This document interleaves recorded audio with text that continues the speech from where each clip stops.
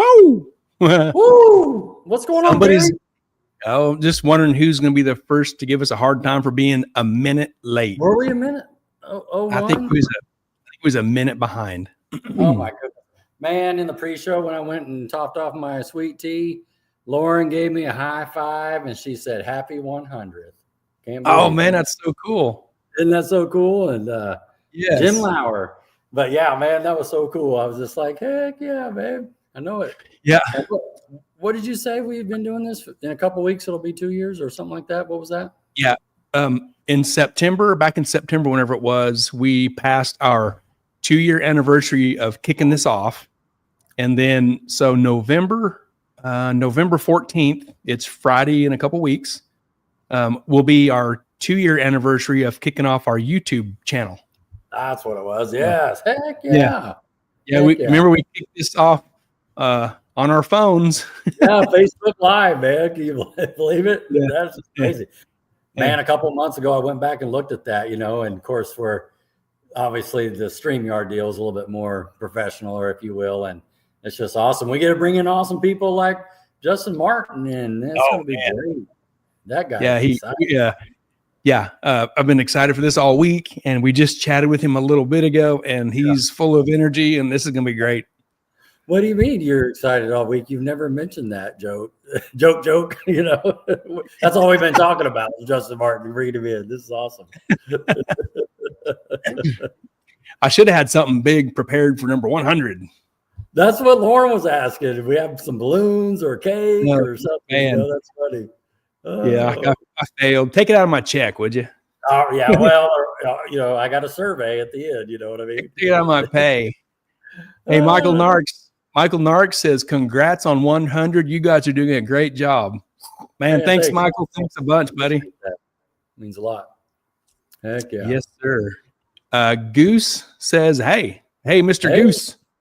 I was on the phone with Goose yesterday. He was kind of giving me the lowdown of what was going on at Flying H. They ended up having to cancel it after round one. They had, pretty much it was dodging weather all weekend, So yeah, man, that's that time of year. It is. This time of year it gets like the spring. You got to watch the weather. Yeah, it is. There's Doug Perry. Hi guys, what's up? Hey Doug, regular Sunday night watcher, and Mr. Jim Lauer. What's up, Jim? Yep. And Brian Wise, evening fellows. What's up, Brian? What's up, Brian? The Goose says, congrats on 100. 100. And Mr. Harper, congratulations on 100. To think it all started by help saving radial racing at MAD. That's right. That's what we were talking about on the phone. Yep. I was scared and worried, so we started talking about it. Yeah. Hey, Rod. Hey, you want to do? What do you think? What do you think of this? You told me too. You went to ask me 2 different times, and at the last second you didn't ask or something. You were telling me that story. Yeah. I'd been thinking about it through that summer from like June or July, and then finally, hooked up with you on the idea in September, and here we are, 2 years and 100 shows later. No doubt. Hey, real quick, I saw Wise on, man. I'm gonna do a little shout out to him. He's making these caps. I've been watching him. Oh yes, little AN caps. I think he's 3D printing, and he's trying some different things. And I'm liking what I see. He just sent over his latest version, and I think he's going to have them from 4 all the way to 24 or something like that. Yeah. Both ends, male and female. And I'm definitely going to get a set. I've just been kind of seeing how he wants to play it out, so it'll hold the fluid or hold the air, and so. But once we get it, he gets it fine tuned. We'll bring him on here and show him off and that sort of thing. So, yep, yeah, great idea for just closing up like a capping off something, a fuel rail or something to keep dirt and gunk out or something. Yeah, keep it, keep the fog out. You know what I mean? Different colors and stuff you can do. I think. Yeah. So that'll work. Shannon Wise, congrats on the 100. She says, "Hi guys, on 100 shows." Russell Foreman says he's glad he didn't go, talking about the Flying H. Yeah. And Mr. Harper says, so far it has worked. Our idea for trying to help out, just do something to help. That's all we're trying to do. Flying H, they had 14 deep, I think. I think they reset the record too. Was that the yellow Corvette? Woody, is that right? Oh yeah, the yellow Corvette. Mark Woodruff. He went 80 flat, I understand. Shoo, man. With a 0 is what I understand. Woo. Holy cow. But maybe Tony Phillips can chime in on that one. I'm not just hearsay. I wasn't on the property. Yep, he's here. Doug Perry, congrats on the big 100 show. Keep up the great work. Thanks, Doug. And Tony Phillips, there he is. Hello, gentlemen. Hello, Tony. Hey. There's Kim Schote, Kimberly Schote. Hey, congratulations, Mr. 431 on a 235. Man. I saw that slip. He mentioned that as a record for that tire. So that's pretty awesome. He was almost Mr. 429 or 428, or you know what I mean? I think if the rain wouldn't have came in, he might have been in 429. You know what I mean? Mr. 20 something. Yes, sir. Yep. He's just trying to be an outlaw. That's all. He's an outlaw. Right. He's the man. Yeah. Check this out. Chris Durrell says, you all helped me get more interested in it, even though I never showed up on a radial. Laugh out loud. Oh, yeah. No, that's great. And he did. Chris showed up numerous times. Yes. And put it in the beams. Yep. He did. He did real well with that chip draw class. You know what I mean? That Vega runs good. I saw Tracy Lynn today too, Chris. So that's cool stuff. Oh, you did? Yeah, we'll talk about that here in just a second. Right on. Yeah. You ready to do some rocking on here? Do it because Red's awake. He's waiting. He's ready to tell some stories. It is, man. Let's kick over here. Let's remind everybody about the banquet again. Mid-America Dragway annual banquet is February 28th. We found out last week, I think, the date changed. Yep. So it'll be February instead of here in November. But it's going to be next weekend coming up. Right. First. Yeah. So it got changed to February 28th. Mm-hmm. So everything else the same. Check out their flyer. You can find it on their website and the Facebook page. So be there or you're not cool. Like I us. got my RSVP. I got it licked in. You did. I'm ready. There's Devin. There's Devin Brown. What's up, fellas? Hey, Devin. Glad you're okay. Yeah. The unfortunate thing with the hot rod. Mm-hmm. Chris says, thanks, guys. Keep it up. Looking forward to next year. Mm-hmm. Me too. Me too. Me three. So, yeah, if you're cool, we'll see you at the banquet. That's it. If you're not cool, I don't know. Whatever. You doing something else? We got another banquet coming up on the 15th, too. I understand, of November. Yes. Titans. That'll be fun. Yes. I'm excited to see that come along. I was hoping we'd hear something this week about that. I don't know if Larry or Al are on, but maybe some of those other Missouri boys might know something. Yep. But maybe something will get kicked off here pretty quick. Yeah. We're ready to lock it in. Yes. You mentioned Tracy Lynn. Yeah. So you ready for this picture? It's really cool. Yeah, good. What do you got?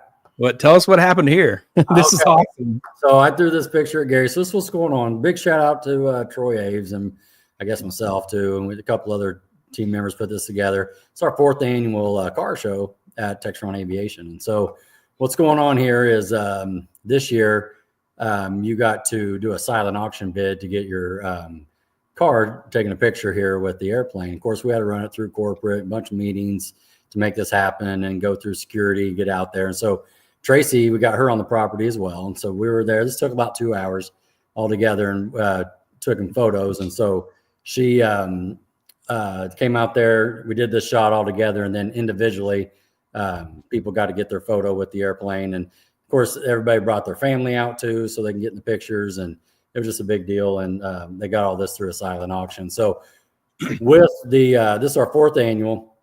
And with the all the proceeds go to the Kansas Food Bank. And with the Textron Aviation also donating, we raised just a touch over $5,000 this year. And so that's awesome. And the Kansas Food Bank lady was there today, to talk through it.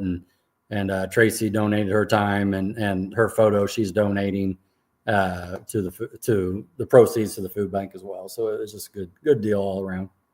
So, man, that's cool. Yeah, no, it was a good deal. So these guys, bid it out fair and square. And so I think next year you might see a Mach 1 in there. I just kind of slow played it this year. I was like, what's going on? What are they doing? Yeah. Pretty cool how it turned out. So just want to share that.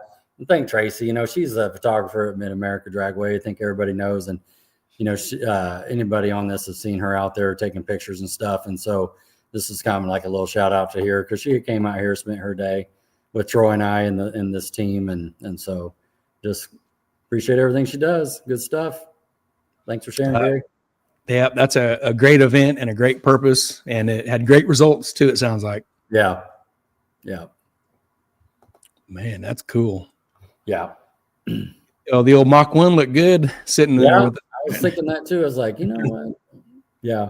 And I remember us talking about it offline. You're like, oh, I'm sure you can go out there anytime and get a picture. I was like, nah, it ain't like that. I just drive my F-250 out there and where's that airplane at? Yeah. No. She's jumping through hoops. I mean, it's just, which makes sense. You had to get security involved and they escorted us out to that hangar and all the guests that came out had to, background checks and it's just a big deal. So, well, it should be. It's serious equipment. That's awesome, man. Good job to you guys and your whole team. Yeah, that was a year of work right there for real. And it just keeps growing too. We almost had 80 cars. I think we started out with like 30 cars 40 years ago, $1,500 or something, to the Kansas Food Bank. And y'all are gonna have to blow up some more engine parts. So I know. More stuff to make trophies out of. Yeah, Gary's our trophy man too, so that's pretty funny. This one guy got a trophy. He got some parts, and he asked Troy. He goes, "Troy, was this out of your engine?" So anyway, but a lot of stuff we get with a couple of local, Wichita Dyno, Love It, and Weens, and just get parts and stuff to weld together to make little people or whatever that you do creatively to come up with. So it's all good stuff. Yep. That's awesome. That's fun to do. Yeah. Cool. Yeah, man. Well, you ready for Mr. 100? He will always be Mr. 100. All right. This is going to be inked in time. We were just talking about that with pictures, taking pictures and stuff. Now we're going to do this video. Yes. Number 100, man. We appreciate this. You got anything else before we drag him in? Let's do it. All right, here we go. Justin Martin. Hey, buddy. Good evening. What's that? What's going on? Just Sunday night here in Oklahoma. Right on. You ain't got nothing else to do? Not right now. It's been raining for days. Yeah. Obviously work tomorrow, so just hanging out, talk some bench racing, and meet some new people on here maybe. Man, it's going to be great. About a year ago at Radio Roundup, if I remember right, and help me out here, I kind of, was walking around Justin's pit, scared to all get out to go talk to him. And I went over there and just kind of struck it up and told him about what Gary and I do. And the greatest part of that conversation, he's kind of new. Oh, yeah, I know. I watch you guys. I know what it is. Like, oh, okay. And so, we'll bring you on some, come on. Yeah, I'd love to do that. So, last couple of weeks back, Gary and I were talking about, I was like, man, wouldn't it be cool if we get Justin Martin, man, let's reach out to him. And you've been solid, like from the word go, pictures, emails, like. Dude, I'm honored. 100 episodes in this game, that's pretty awesome. I'm sure there's probably somebody out there that's been supporting the Midwest radio series or whatever you want to call it. It's probably a little more deserving, but I sure don't mind heckling it up with you guys for a couple hours. Right on. Appreciate it. We appreciate your time, man. Hey, real quick, we'll call this the first question. Okay. It's Justin Red Martin, right? Yes. So go ahead. Yes. So growing up, now mind you, my business partner and my best friend, we've been best friends since we was about 11 or 12. And he had a brother that was about 2 years older than us, and his name was Justin also. So they gave me the nickname Red. So that's what it's been forever. So we spend countless hours with people, and somebody will about me and they'll be like, who's this suggesting guy you're talking about? I don't know anybody that's got an orange Nova except for Red. Yeah, that's what I'm talking about. So that's the guy. So if we're in public, you yell Justin, I'm probably not even going to turn around. I'm going to assume you're talking to somebody else, you know. Oh, that's funny. That's great, man. Yep. I'll take a note of that. Yep. That is Yep. great. Yep. So, That's been a funny. long time. Yeah. Well, cool. Like, you know, we always do. We always kick it off with your very first car in high school. You Right. know, what kind of car did you have rolling around in high school? Well, like I said, I'm a Gen Xer. I graduated in '95, so my first car was a mini truck, a little Nissan pickup. Oh man, Yeah. that was hot in the '80s, wasn't it? It was, man. Yeah. I mean, pack as many speakers as you could in it, and you know, out in the driveway. You know, you didn't have the internet then to order the lower end kit for XXX vehicles, so you were cutting springs, heating and torching, and just, you know, that's what we did. You know what I mean? Yeah, that's it. That is so funny, man. That was it. It was a 1989 Nissan truck. I purchased it from my mom.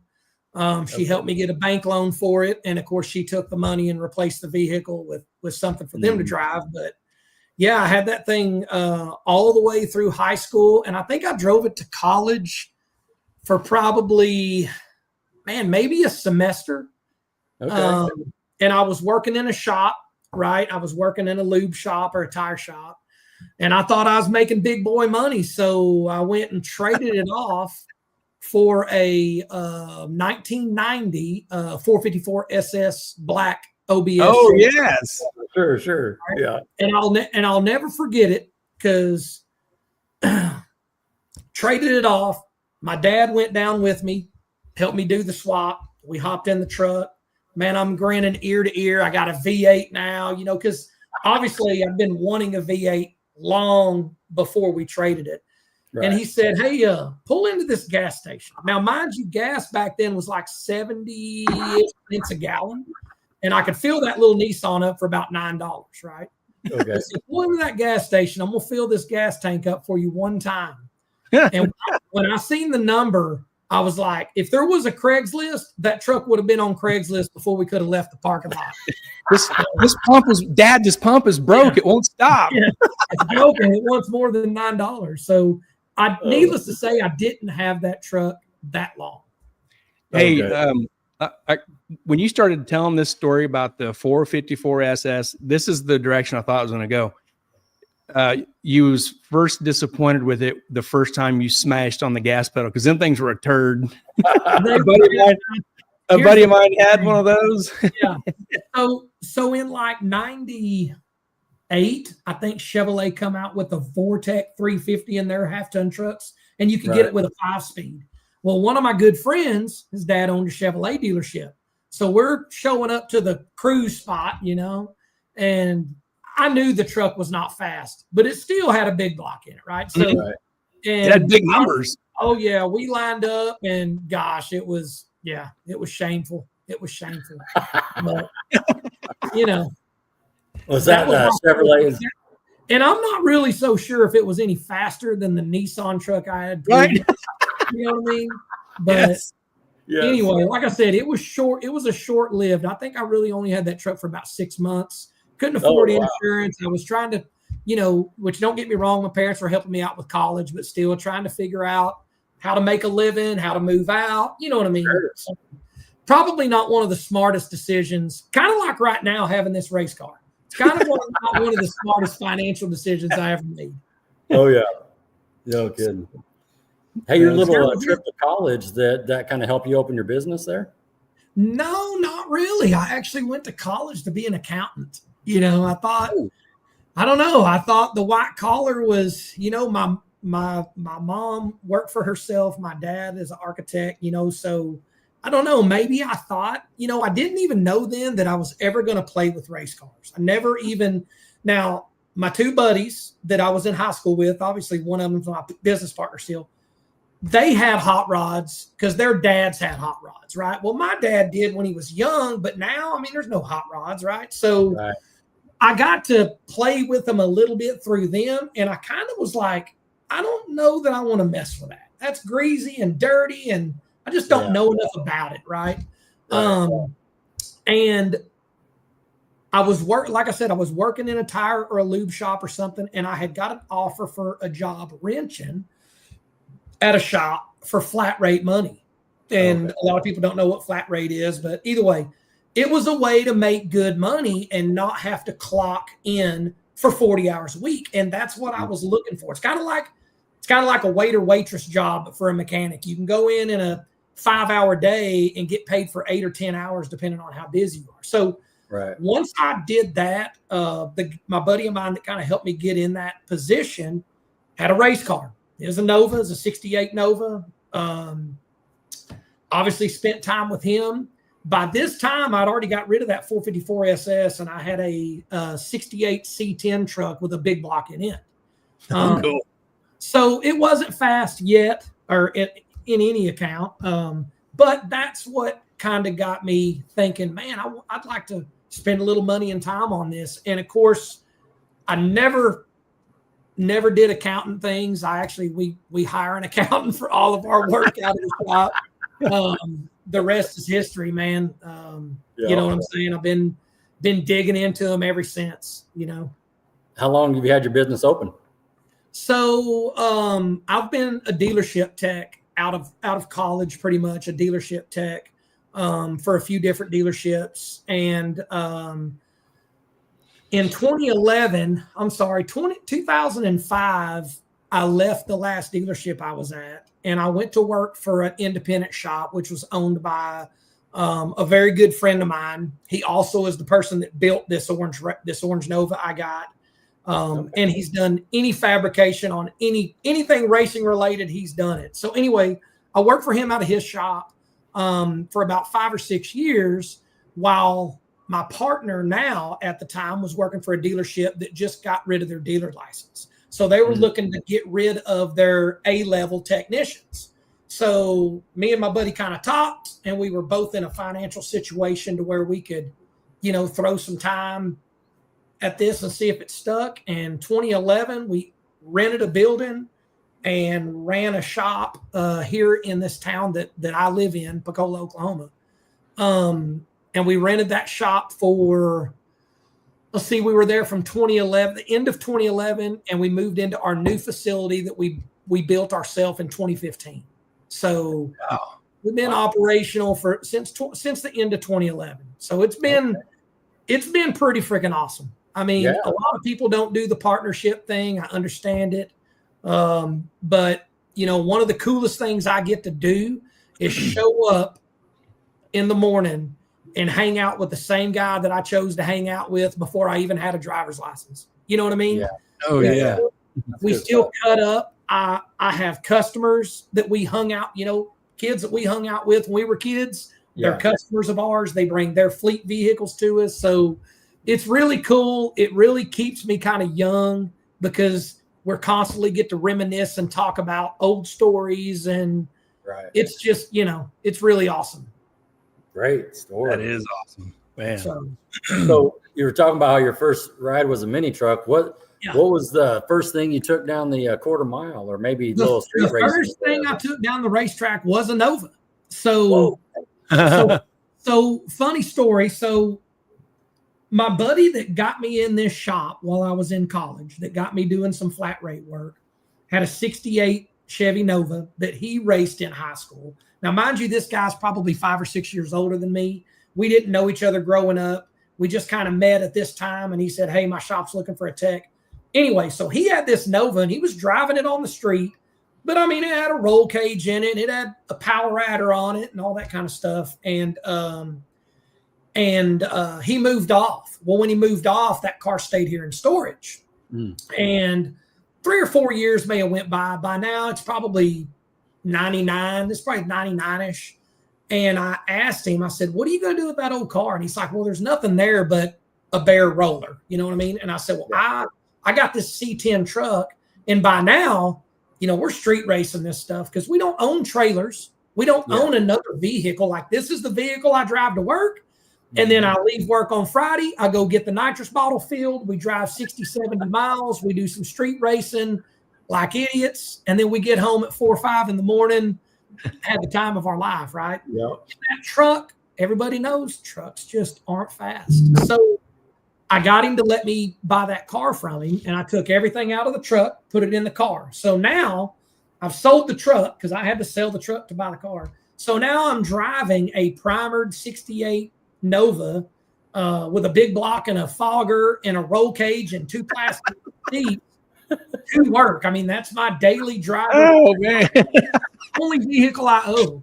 You know, and I remember to this day, insurance was like $250 or $300 a month liability for that thing back then. So that's what kept me from buying something, you know, to daily, is because I couldn't afford it. And I didn't want to went in the insurance business. Right. So I will say that is not the Nova that I have now. But it almost was. It really could have been. I had a rough patch. Go ahead. Is this the car you'd go out on dates with as well, you know? Well, by then I was already, I don't know that I ever went out on dates in that car. I'm trying to even think if anybody else ever rode in that car with me. You know what I mean? Right. It's kind of one of them things. I drove it to work. That's all I did. I just went to work. I went home. I worked on the car. We did a little street racing, and that's it. I mean, we didn't do the dating cost money. You know what I mean? Buying food costs money. I was trying to save up for to fill a nitrous bottle or buy some BP racing fuel. And the funny thing is, a lot of y'all know the guy, Mel Collier, is who I bought the fuel and the nitrous from. Because I lived in that area when I was that age. That's how me and Mel, you know, and this is in the late 90s. That's how me and Mel, and he's got another friend of ours, met a long time ago. I did a lot of work on that stuff in his shop because I lived in a duplex, didn't have a garage, you know. So it was really not the smartest thing to be doing when you're trying to find your way in life. And I got scolded by my parents. Gosh, more and more than you know. You're wasting your time.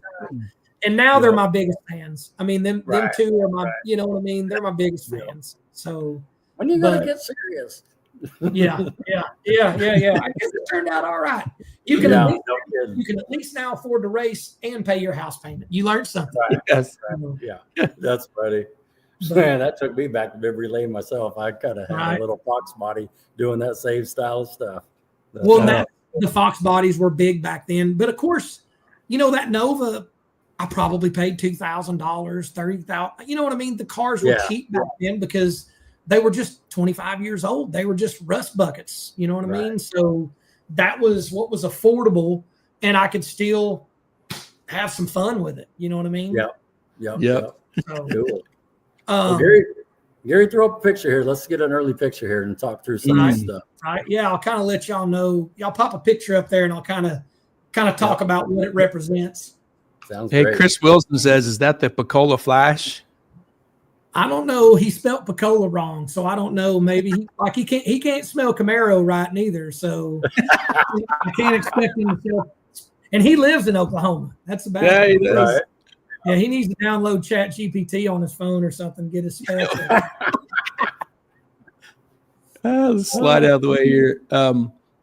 I know this black Nova you sent is pretty early because. So all of the pictures you folks have are of the car I own today and race today. This is probably already, this picture here is probably I'm going to say the second update to this car. This is not the one this was not my first car. My first car, as soon as I was able to take it to a racetrack, we crashed it. You know, when you're 19 years old, you don't have any idea what bump steer is, and nobody else does either.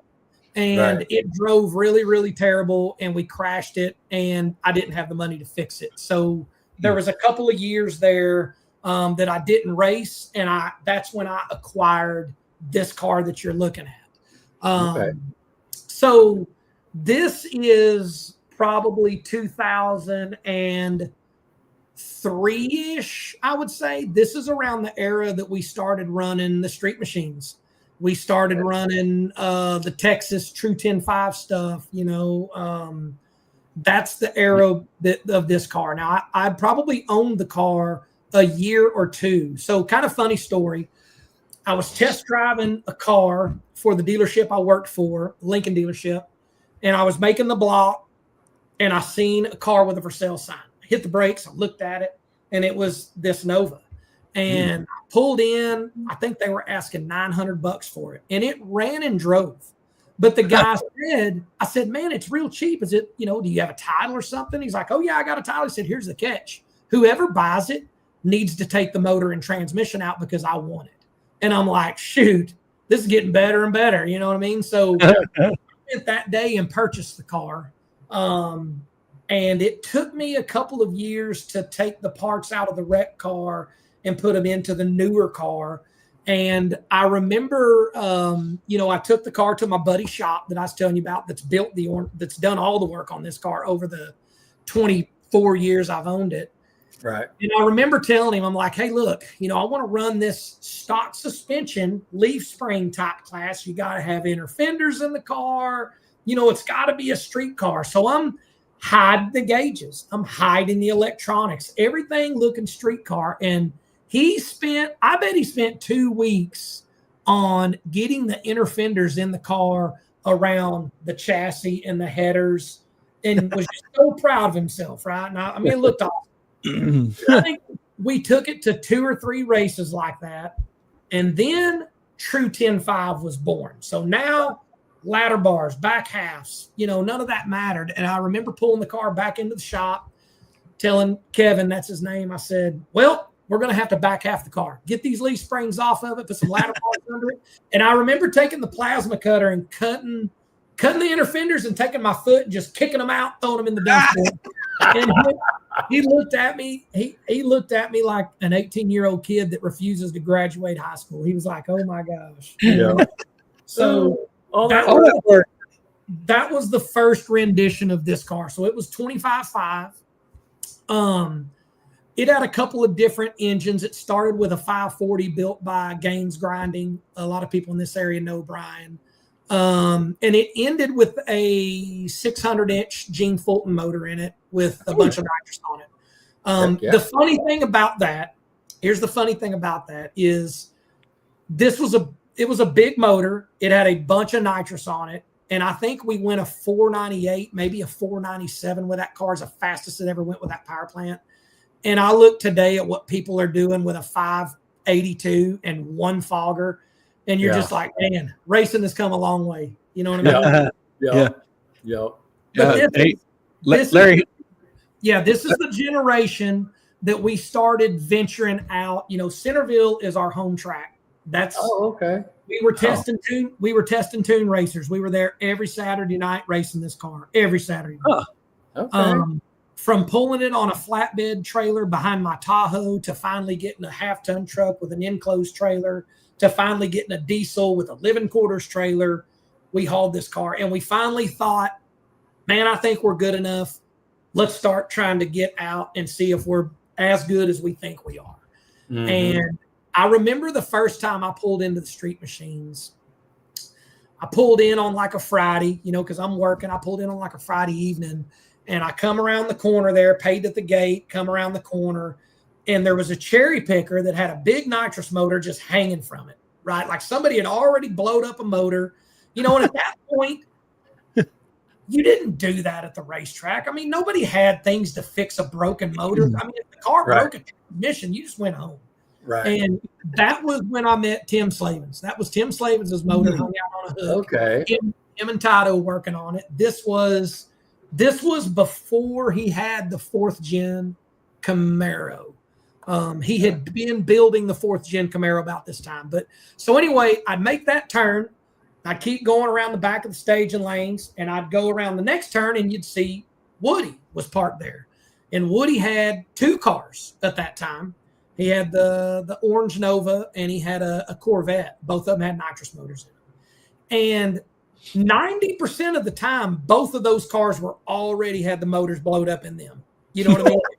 So these are just memories that just stick with me forever. Obviously, I've been racing with Woody and them guys for forever. You know what I mean? Him and Brent and that crew. But But those are memories that, that is when my wife now started going racing with us. You know what I mean? She got to kind of hang out and slum it in the, enclosed trailer and see what we do for fun. You know what I mean? Right. We weren't fast back then. We got our butts kicked by Don Irwin a lot. We got our butts kicked by Fido a lot. And, back then I didn't really have a racing crew or buddies I didn't have consistent people to go with me, but back then it didn't take 4 people to run a car. You know what I mean? Yeah. Sure. Back then I'm trying to think if we even drove it. I think we even drove it to the staging lanes back then. Probably. I remember, so, but that's what kind of broke in what is today. You know what I mean? Right. That's what kind of got me hooked on, what's the next step, obviously when I quit the dealership in 2005 and went to work for Kevin Strobel full time, half of his shop is an auto repair business and the other half is a race car fabrication shop. So my car stayed there, right? Because I didn't have a garage. My car stayed there, and so did everybody else's badass race car hot rod. So every day I would come in the shop wanting to just grind and make money so I could be able to afford the parts that this guy's got or that guy's got. It's going to make me faster. I need that. You know what I mean? And and that's kind of where, that kind of fueled the fire too, because, I was young. I was, not even married yet, but I was dating my now wife, trying to figure out, how we're going to buy a house. You need to buy a vehicle. There's a lot of things that you need to afford, but I never in a million years thought stop racing is an option. You know what I mean? It's just, right. I don't know. And it's not that I feel like I was really good at it. It's just something that kind of, I don't know. It kept me hungry. You know what I mean? Kept me hungry for a lot of things. But that's the car I still race. And I'm about 1,000% sure there's only 1 year that car has not made passes since this picture was taken. There's one racing year that this car has not made a pass, at least a pass. Right. And that was when I was probably like the late 2000s. We had transitioned from nitrous to the Pro Charger deal, and we had tore up a lot of stuff. And back then, I didn't make the kind of money back then to be able to replace blocks and crankshafts, and you know what I mean? So there was a year there that I had to sit out, regroup, figure out what we were going to do. And small tire racing was alive and well in this area. It was alive and well in the Texas area. You know what I mean? So you didn't have, it wasn't just, it's expensive, but it wasn't just super expensive to go racing. You know what I mean? Entry fees were cheap, and usually with your entry fee, you got in, everybody in the vehicle got in. There was no paid parking, paid pit access, paid for your gun. It was not all this a la carte stuff there is today. So it was, it in a lot of, I guess in a retrospect, it felt to me like it was kind of cheap entertainment compared to the other options out there, so to speak, Sure. This picture is at North Star, of course. This is probably the last race or the last season the car ever had nitrous on. So this was at its highest point on nitrous. And I remember, our first 4-second pass in this car like it was yesterday. You know what I mean? It was such a milestone for what we were trying to do back then. And I think the record was only like a high 470 on that tire. So it wasn't just far away, but it was something we were chasing. You know what I mean? Sure. Yeah, man. Wow. That's awesome. So you're talking about just a second ago, you had nitrous, you went to the Pro Charger. Let's kind of walk through that. Sure. So after this point, I had become friends with Chad Revier. A lot of people know him from South Texas. He was racing quite a bit back in these days. And I was telling him, I said, man, I need a bigger motor, right? Well, this was in the era that the 5-inch bore space nitrous motors were unaffordable, right? Unless you had a Pro Modified or something like that. So I was looking at just bigger 4840 motors, and Chad kind of talked me out of it. He's like, man, you're not going to make enough power. You're not going to make enough more power with a little bit more cubic inches to get the car faster. So I got with David Reese. I've been friends with David Reese for a long time, and David Reese helped me do this setup here. So we basically took the same engine, recammed it, different rods, different pistons, freshened it up, and put an F3 on it, which this was a 131 or a 135. I can't remember. This is the very first Georgia race where the car was at here, which this is the last rendition. This is the straw that broke the camel's back for me and ProCharger alcohol combination. Now, granted, there was not many EFI alcohol players in this time, right? We were running 30 Bosch 160 injectors on this car off of an ECU. That's right? where they went. Yeah, there is no injector drivers. So we're running it off of an ECU. Well, this is also when M5 kind of come about. So now, we had a Mag 44 on this thing. I was like, let's put some M5 in it. Let's go to town. And this particular race, first race that Donald ever had, I'll never forget it. I had drove me and my buddy that beat me in the short the half-ton truck when we was teenagers against my 454 SS. Me and him haul my 32-foot trailer with this car in it to Georgia. Actually, we went to David Reese's house first. He's about 4.5 hours from the racetrack. Went to his house, stayed the night, did a little race car prep, and then we convoyed down to Georgia. Now, granted, again, back then, there's no saved, paved, paid parking spots. You just pull in and you park. We were the first people there. We pulled in.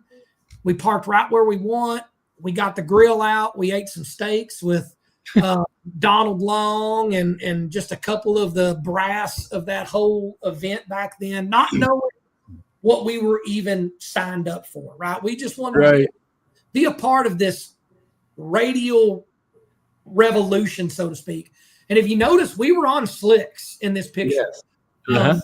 And I remember I was asleep in the trailer and Dwayne Mills and Tim Davis pulled in right next to us. And kind of woke me up because it was middle of the night. They were running a ProCharger back then. And they went out and made a test pass and broke the motor. And Dwayne said, hey, Red, he said, you mind if he had a motorhome back then. He said, you mind if we borrow your dually and go get some tools? And I'm like, yeah, here's keys. Well, he was gone forever. I mean, I wasn't nervous that he wasn't going to bring my truck back, but I'm like, dude shows up. He had went to Summit and he had torches, welders, cherry pickers. He had the whole bed of my truck loaded, just piled over with stuff from Summit. And they were yanking the motor out of the car. They were going to town. And I think that was my first. That's when reality hit me that the way this game is played, you know what I mean? And how much time and effort and money is going to go into it. But this actual pass here was the fastest pass the car had made to date. I believe we went a 472, I think. And it backfired through the lights, right? It backfired and it had a real glass windshield and it split the windshield. Well, I coasted around. My buddy comes, picks me up on the golf cart. We're freaking high-fiving, just, excited. And I said, it backfired. And so he pulled the hood off and he's like, oh, I think the little elbow just split. He said, I'll go over to the Proline racing trailer. I bet they got one of them elbows. And I said, man, I kind of feel like something else might be wrong to split that thing. So I started taking the head off, or I pulled the rocker covers off and noticed the valve lash was way out of whack. So I pulled the head off and it had caved in every cylinder, all the inside cylinders, the cylinder walls had just caved in. And I was like, we're done. This short block's trash. You know what I mean? So I think we stayed for 2 or 3 days, watched eliminations, and then we drove home. And that's when the transition to the turbochargers. We got away from alcohol and went to intercooled Q16 because we had beat on this this setup for about 3 years. And it did pick up significant over the nitrous car. It was a lot easier to race. Back then we already had the 7531. Everybody kind of knew how to run the dot program stuff on it, so it was working for us to an extent, but trying to go 450s, 460s, or at that time, I think people were already going 440s. I just couldn't afford to keep it alive. You know what I mean? Mm-hmm. So I was able to trade off a lot of the blower stuff for engine parts. And then I put some used turbos on it. That was the last blower setup that was in it. That thing was loud. It was rowdy. It was obnoxious. There's actually a video on YouTube of us at Centerville with this combination, racing Ryan Martin and his Fox body. And like I said, I think this was in 2009 or 2010, but the car was super loud. Back then, cars weren't loud like they are today. So this thing was just, it was super freaking loud and obnoxious. But yeah, it was a short-lived dream. Obviously, it scared me from alcohol. It scared me from it bad. You know what I mean? Yeah. Especially with the type of electronics that were available in that era. The intercooled Q16, I needed something that would live. You know what I mean? My budget needed something that would live. I needed something that somebody could help me with. Back then, we still didn't see tuners at the track, right? So people didn't have tuners coming to the track. You would put the thing on a dyno and you would never open the laptop up. You had an AMS 1000 that you could go over there and put the boost curve in, and that's all you did. You didn't go in the ECU because the ECU didn't control the two-step. It didn't control, it just kept the motor running. And what ECU was you using with this? So when we first switched it over, I used Alan Dudley's MFI setup. Oh, sure. And to be honest, when I put on his setup, went to work, and the thing stayed together for a year and a half. And then ProCharger had come out with a bigger blower, and we put the bigger blower on it and started tearing the motor up. And that's when we decided, okay, we need to go to a different ECU. So we went to the fast XFI ECU. Okay. And I ran fast. I mean, now we run Holly. And I ran fast until we got the Holly put on the car in like 2017, 2018, 2016 is when we switched to Holly. So we ran the fast for a while. Yeah. And like anything else, you know what I mean? We had our own issues trying to figure out how to keep it alive. And again, that was when we were switching over to radials, right? So now every track most tracks we go to, we'd run a radial, but then we may go to, somewhere and run a 29.5 slick because some of these tracks don't know how to prep yet. You know what I mean? So we were flipping back and forth. We were not changing converters, gears, we weren't doing the things that we know today should have been taking place. Right. We were essentially using half the power that these engines made anyway. So it didn't matter. Yep. You know what I mean? So, but we switched to the twin turbo gas and never looked back. I literally, this is probably the first rendition of that.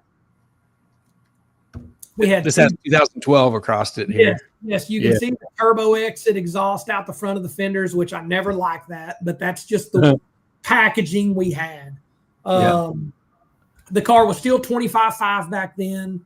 Like I said, had a big block Chevy again.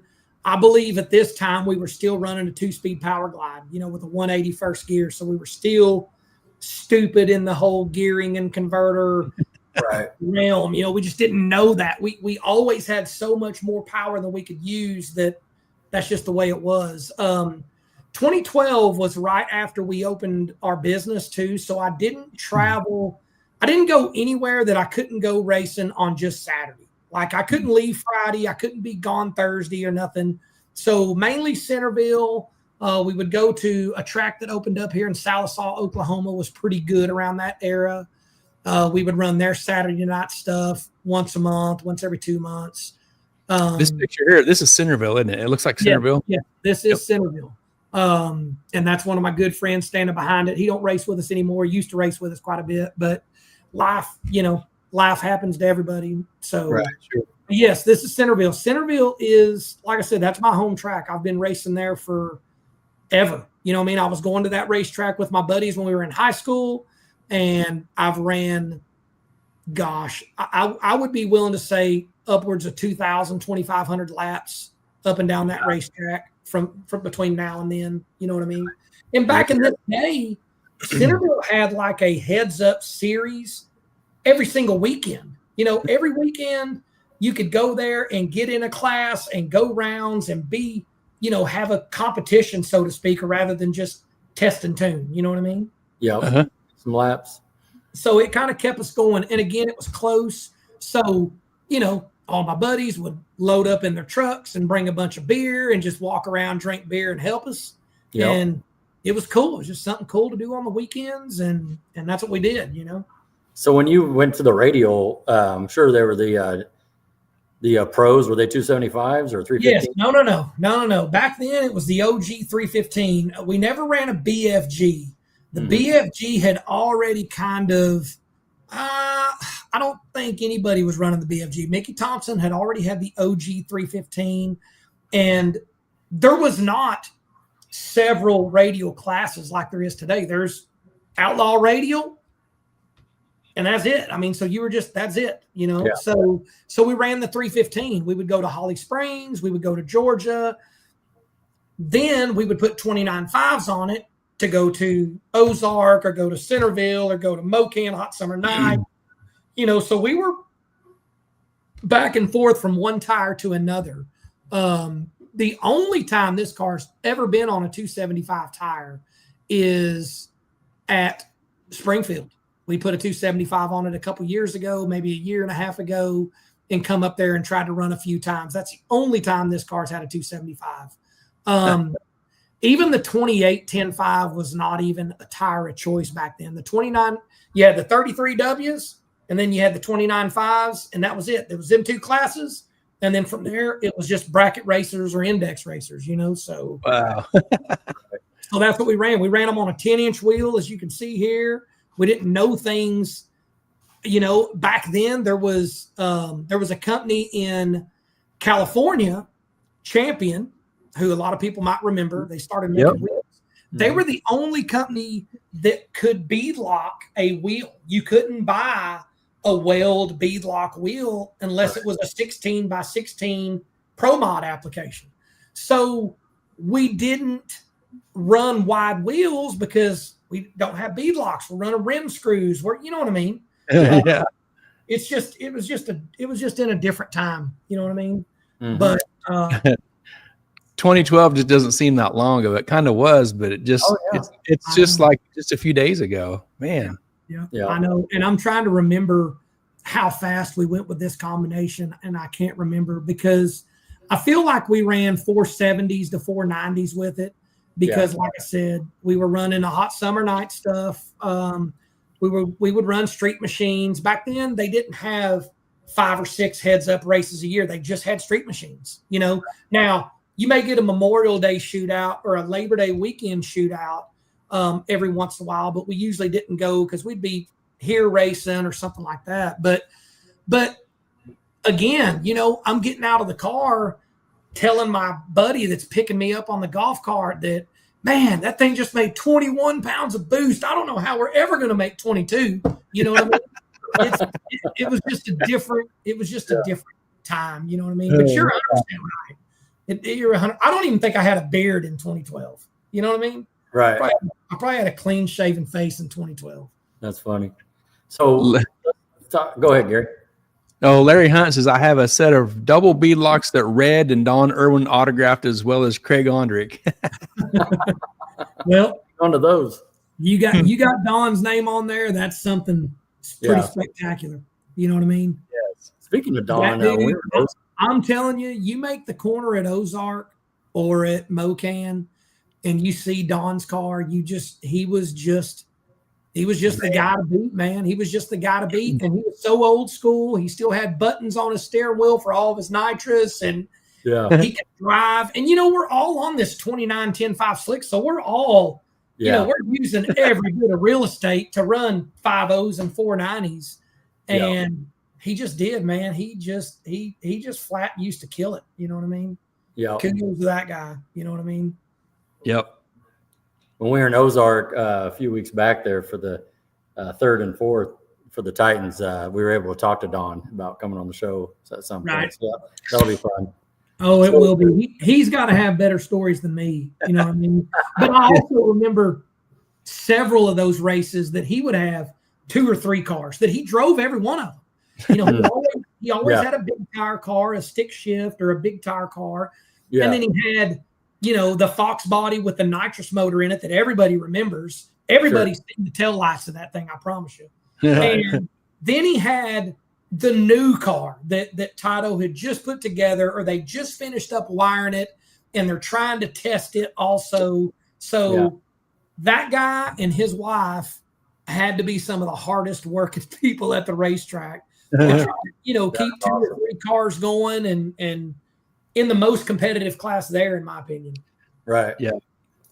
Yeah. When we talked to him about coming on the show, we just talked to him for a couple minutes, and he said, "Oh, I'd be honored." He said, "I don't really want to brag on myself." Like, no, you really should brag on yourself. You absolutely need to. You have that right. He's made some great memories, and I'm telling you, there's nobody at the track more humble than him. There's nobody at the, I don't know. It used to not even bother me to get beat by him because he was such a nice guy. Right. And, so many good memories racing up there and getting my butt whooped, Yeah. Yeah. So take us down memory lane on your first win. My first win. Well, we had a lot of wins in this era. We would go and race, and we were decently successful at that level. Back then, I don't think the wins meant to me what they mean today. Just because of the game and the way we play it today. But something I want to say is we got to take Cody's truck and run it at Centerville, and we won. And then we come to Springfield the next weekend and won in Main Street. And that kind of makes you realize it doesn't matter how fast the class is. It doesn't matter what kind of teams you're racing. The fact that your shitbox held it together for round after round and you were the last man standing, it always should mean something. You know what I mean? Yes. And some of the, like I said, I've the first big win, we won the Georgia race. And like I said, we won several races at this level we were racing back then when this picture was taken. But shortly after this is when we started racing out of town and trying to race with people that we probably shouldn't have been racing with. You know what I mean?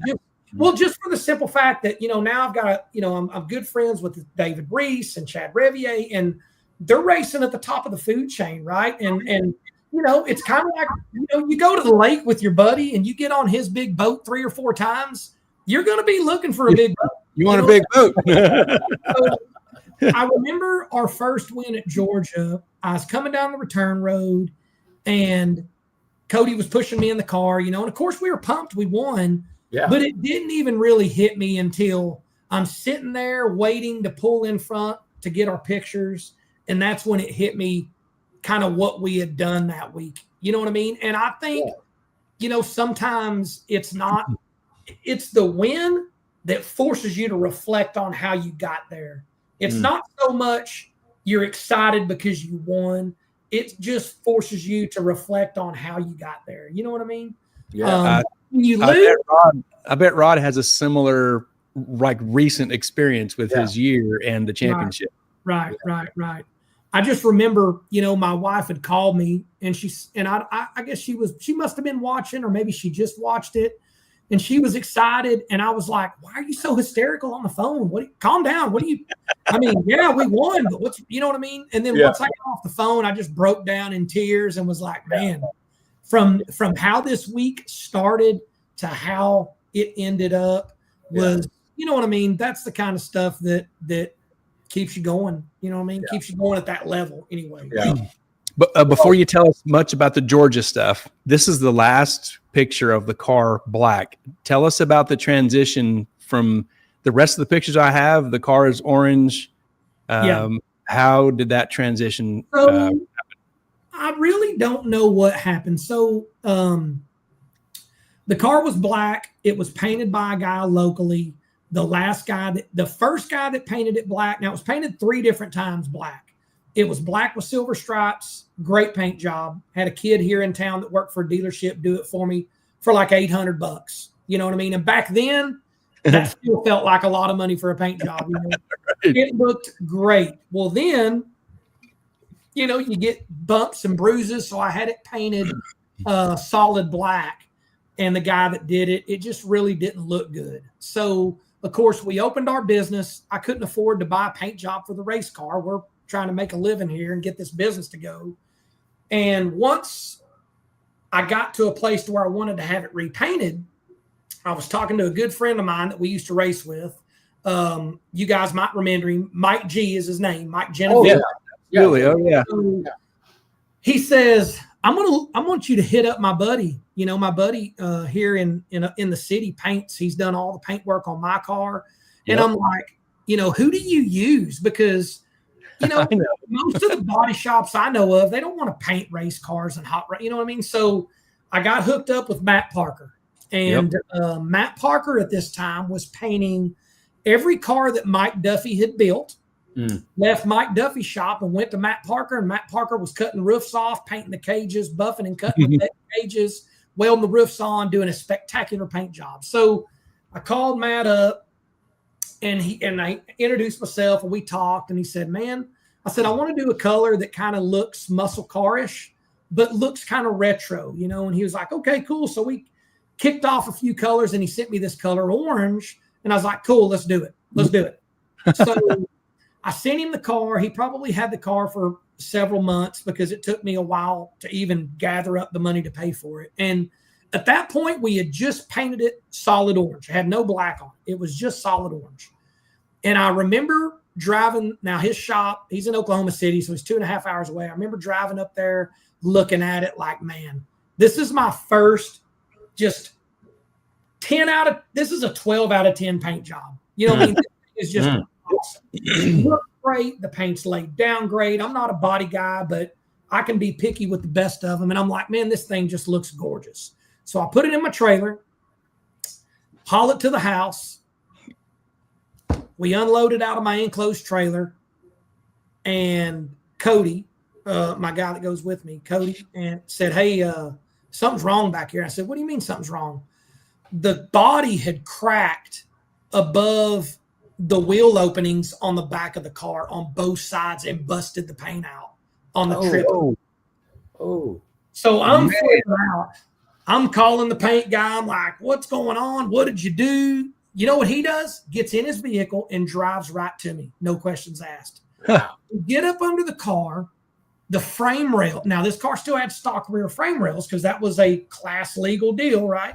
The frame rails were broke, and I didn't know it. So hauling the car back in that trailer, the back of the car bouncing, and it busted the paint. Because we know Oklahoma roads are awesome. Yes. So so I ended up racing the car. We went in there, kind of plated in some stuff so I could race the car for the next few months. Then it went in the chassis shop, and that's when we did the 25.2, 25.3 chassis like it is today. And once we got it out of the chassis shop, I think I raced it for 1 or 2 seasons, and then I took it back to Matt and we put carbon doors, carbon nose, and that's when he put this paint job in the picture on it, the black top, the black stripe, you know what I mean? And I definitely proofed it, but he come up with it. He said, this is bitching. It will be unmistakable. It will take good pictures, and it's something that you're going to get out of at the big end. You're going to take your helmet off, and you're going to look at that car and say, "Damn, that's a badass car." You know what I mean? So now it can never be changed, ever can be changed. You know. Well, and it's just known, you know, around the world, literally. Right, right. That's good stuff. Yeah. Let's see. This says lights out 10 on this picture. Right. So this is probably 2016 or 2018. You got to remember, Donald did not start numbering the races until like the late, like maybe 16 or 2018 or something like that. And I don't know, the numbers don't coincide with starting at 2010. So I don't know where he come up with that. So I don't know. I'm going to say this picture was taken. It's already got a Motion Race Works sticker on the hood. Right. Say this is probably a 2018. This is probably a 2018. You know what I mean? 2019. Hell, it may even be newer than that. I don't know. Doesn't it say lights out 10 in the corner? It does say lights out 10, and lights out 17 is next month or in February. So 7 years ago. 7 years ago. Yeah. The 17-18 range, 2017. It's probably been painted since it's been this rendition. It's probably been painted 4 times. Repainted, restriped 4 times, just because, you know, we've had mishaps happen in the past, and just freshen up. You know what I mean? Mm-hmm. Yeah. So, we've moved the turbos a couple times, and just, you know what I mean? All that stuff takes body work. And of course, when you take it to the paint guy, he's like, "Man, we just repaint it." Yeah. Oh man. Just do the fenders. I got to blend in the doors and the roof. Yeah.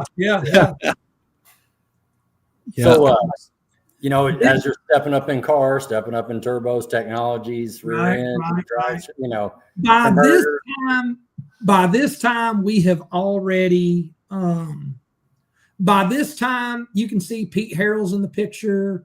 You can see Cody in there. There's Lyle. You can see Josh. You can see Lyle was there. We had already had our program going about like it is today by this point. What I mean by that is, well, maybe not. What I'm getting at is, we had hooked up with Pete Harrell in 2013. I'd been having the motor built local. We had been struggling with some camshaft valve train problems. And I was at Holly Springs, and Brad Edwards' car was super freaking fast. Mm-hmm. So I went over there and tugged on the dude's shirt that was with him, and it happened to be Pete, and the rest is history. Been using Pete ever since. Now, in this day, he would be at Georgia, of course. That would be about the only race that we would see him at. I pretty much ran the car, tuned the car. Now, I would consult with him over the phone and stuff, but we pretty much did it the way we want to do it. Today, I don't go to the track without him for obvious reasons. You know, I've got myself, and I've got Cody, and I got Andy Cook. And Cody and Andy handle from the firewall forward. I handle from the firewall back, and Pete can navigate all of the computer stuff. I go behind him with my laptops and save and categorize for my spreadsheet and stuff back home. But he can sit in there on the computers for an hour, hour and a half, and make decisions while I'm outside putting a torque converter in, you know what I mean? Or a transmission or whatever. And we have to have that. We have to have that help. You know what I mean? We just have to. Something else, you know, Andy and Cody go with me. You know, Andy's got a family. They just bought Mark Williams Enterprises, so they're very, very busy. This dude drove from his house to Georgia this last trip to work on with it. So this dude's been very instrumental. But my guy Cody, I mean, that dude, drop of a hat, he's in the truck. He knows the schedule. He's in the truck. You know what I mean? I never have to worry if he's going to make it. I never have to worry if somebody else is going to have to do the job that he knows how to do that I don't know if I can even explain it. You know what I mean? And and there's a lot of people out there that pay crew people and they expect that. Obviously, I'm sure we've all had our spats in the pits, but them dudes, I mean, they're awesome. I've always said if Pete quits building motors and working on the tune, and Cody comes to me and decides he don't want to travel no more, it's going to take a gut check out of me on what type of racing we're going to be doing. You know what I mean? That's right. That's just the way I feel about it. But yeah, by this point in the time, I think we had only knew Lyle for just a couple of years, Lyle and his dad, Mark. They were racing. Now, this is after Lyle's crash. Lyle was already racing the Dart owned by Jason Digby. Mm-hmm. And that's kind of how we all met. And that's kind of how I met Doug and Andy and Brian that own Motion Raceworks, is through this same small circle. You know what I mean? Yeah. At a race like this, like a No Mercy and a Lights Out, between rounds, what all kind of maintenance is going on with the car between rounds at a race at this level? Well, it can always change at a drop of a hat. You know, we've dropped valves and had to put a piston and a rod and a head on. You know, transmissions and converters, that stuff's constantly changing. Third members constantly changing, whatever. But generally, I'm telling you, the guys I got are so passionate about it and have been with me so long. Maybe they just make it seem easy. You know, we come back, we get the car up. Pete's already got 2 laptops on the car downloading data. I'm hooking up stuff on the inside of the car, fans and transmission coolers. They're getting the plugs out, getting the valve covers off, you know, checking the overflow tanks, checking the engine oil, checking the belts, bolt checking, line checking. And then by the time I'm inside with my racing suit off, I come out with my laptop to download data for myself, so I can log it. And everybody's just kind of sitting there waiting, like, okay, put the tune in. Everything looks good in the motor. Pete's in there studying the plugs, figuring out, you know, how much more we can get away with. You know what I mean? So generally, if it's like that, we can turn it around pretty quick. But you're always, even like this race is the king of running your Q4 or 5 or 9 or whatever it is at night, right? You run it at night. Might be midnight, might be 11 o'clock. And then they'll say E1 is at 8 in the morning. So if we if we blow a motor up through the traps, I want to get back to the trailer and check it and know we don't need to put an engine in it or put a head on it or put a tranny in it or something before in the morning. You know what I mean? Yeah. So wow. We've definitely organized our setup a lot over probably the last 2 to 3 years. We've really stepped up in the parts we keep. We've really stepped up in the type of parts we purchase. And we've really stepped up in just a general organization of how we run the car. You know what I mean? Obviously, I sit back and I'm jealous. I look at these guys that are just, you know, they're paying crew members, they're paying crew car chiefs, they're paying tuners, and them guys are fast, right? They've got guys that know their job and they're fast, but I can't afford to race at this level that way. So I have to depend on somebody like Cody that is purely there for bush lights, tater bombs, and round.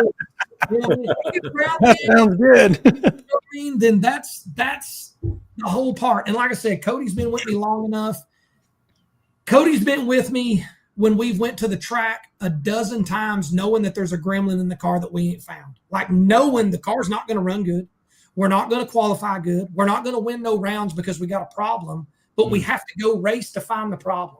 Right. He's been, you know, anybody could have just said, man, I got other plans this weekend. You go ahead.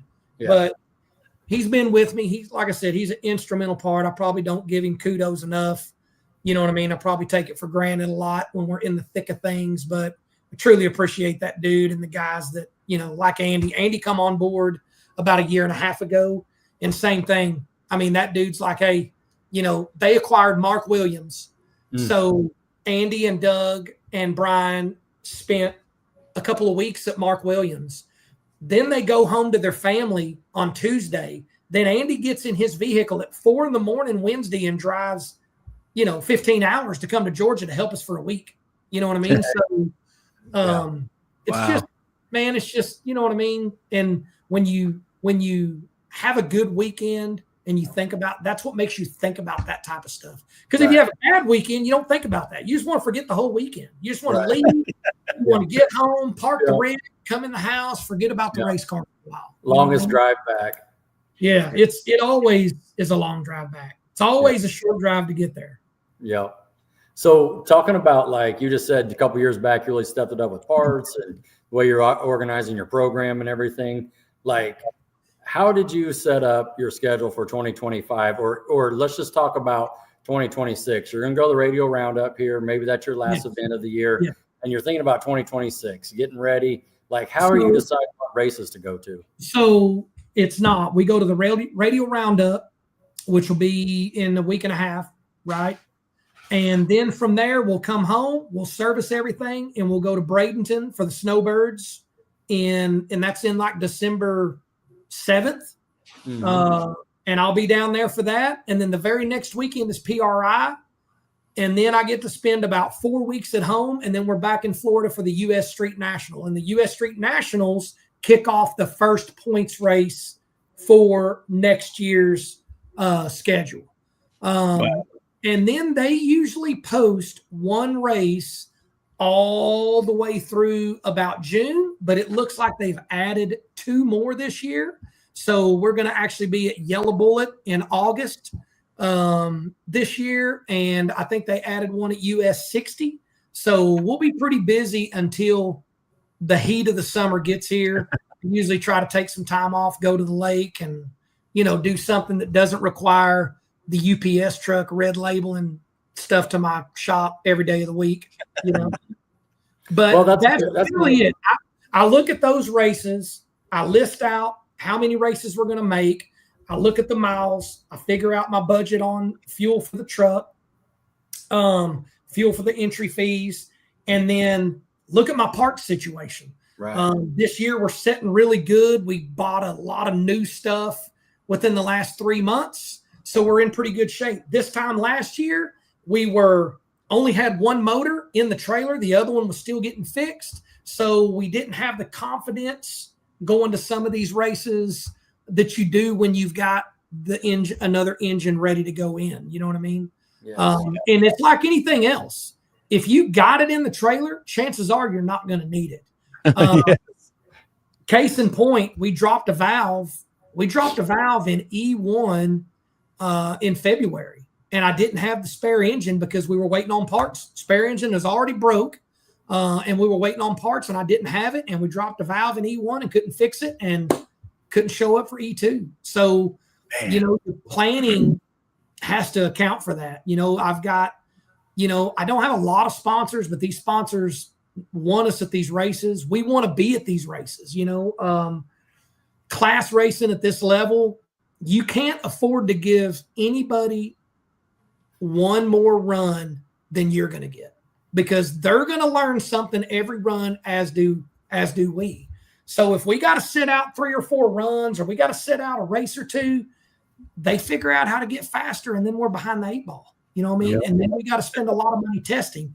And as you guys know, there's not a lot of tracks close to us in this area that we can go test at, like these guys that are on the East Coast. They've got racetrack, like I said, Doug, my buddy Doug lives in Bradenton. They can go 20 minutes from the house and race on one of the gangsterest racetracks in the country any night of the week. And we don't have that ability here. So generally, right now, we're sitting pretty good. The car's been working really good. I don't see no reason to show up early and test, but generally that's our deal. I'll leave a week early. We get down there, we may test for 3 days, then I'll work on the car for a day, and then we'll start qualifying on Thursday. You know what I mean? But this year we'll probably just be able to drive down, make the race, and then drive back. We'll have to take any extra days for testing or anything. Sure. Yeah. Mr. Harper here at Mid-America Dragway, he says we know it's a few miles, but we do radial testing at Mid-America Dragway. And that's definitely something we've thought about. You know what I mean? it is something we've thought about. We're going to have to find somewhere, and these tracks are getting better. Like this gentleman you just mentioned. I know these guys have already went 3s, on 275s there, and maybe that's plenty of track for us. But even going from Georgia to Bradenton to Steele to Orlando, they are all different still. They're still all different. It's not, you can't leave going to 385 from Michigan and load that tune-up in E1 of Georgia and go 385. The track's just different, Yeah. So when you're testing these cars and you've only got a certain amount of rod count, piston count, converter count, tranny count, you're trying to make every run count. So, we want to unload. We want to make 3 half-track hits, and that's it. You know what I mean?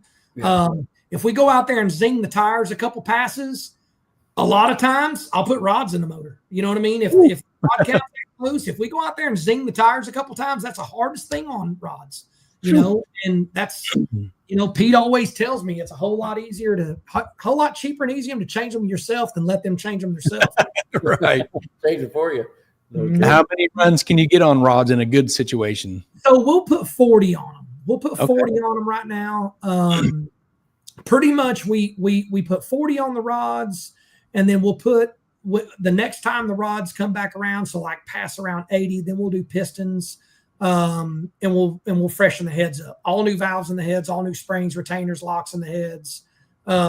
That's usually our regiment there. This last time we put rods in, I did replace the top rings. That's something that we haven't done in the past, but it's proved that it needs it. So that's something, like I said, there's nobody in this country you can call and say, hey, I've got a 3,300-pound LDR car with a big block Chevy. How long can I run my rods? Because nobody is going to know any more about it than we are, right? So we've got to find this out the hard way. We've got to figure out how long can we run valves? How long can we run crankshafts? How long can we run transmissions before, I had a transmission blow up on us in Florida, had a transmission go, and it took out everything from the transmission back. It took out the drive shaft tunnel, the third member. It blew, through U-joints, through the carbon, and through the back window. So you start looking at stuff like that. Like the third members, we put third members in every 75 runs. I'll take third member out. I'll sell the gear used, and then I'll put a new gear in it. It's just that peace of mind that, you know what I mean? And it's easier to do that because usually when they break, the ones that I've had break, they tear the case up. So now you got a $7,500 third member that's just trash. You can't even use the yoke off of it. It's just trash. So if I go through there and put a gear in it once a season, then it's really saving you some money. You know what I mean? Now, obviously, you still want to cycle out that carrier. My note, we'll go through that also, but that's the kind of stuff. That's the kind of stuff that'll get you. We've broke axles. First set of axles we broke was at the roundup last year. Broke an axle. And that's the first axle I've broken this third member or in this rear axle we got in the car. And I've never. So now you're like, okay, well, how many runs can we put on the axles? What do we need to? There was no spline twist. So there's no way to really check it. You just kind of have to tell yourself, all right, at 150 runs or 200 runs or every other season, we're just going to throw some new shafts in this thing. You know what I mean? Here's a good. What about tires? How many hits? Tires are kind of all over the place. I've got such a phobia about tires, and I'm sure when you talk around the pits, a lot of people do. The rumors of getting bad carcasses, put brand new tires on and now the car won't work. I put my old tires on and it's back to working. A lot of times it's not the tire. A lot of times it is. So I've got a phobia about changing tires. So if the car's running good, sometimes I'll stretch the tires out a little farther than what we should.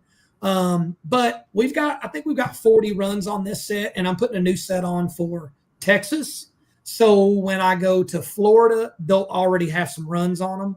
Right. But I never, ever, ever discard my last set. I always take my last set with me to the track.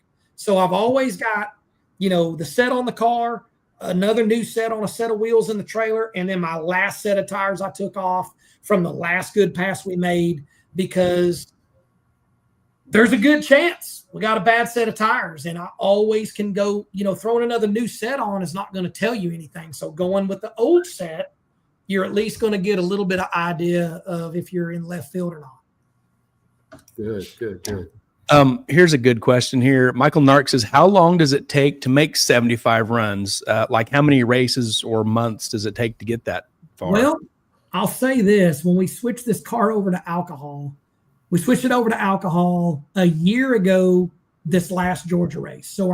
So Georgia, the October Georgia race, No Mercy, a year ago was our first alcohol race. And we went through a whole drum plus 10 gallons of fuel, and we made 23 runs. So that was different scenario, right? We're down there testing converters. We're testing a lot of stuff.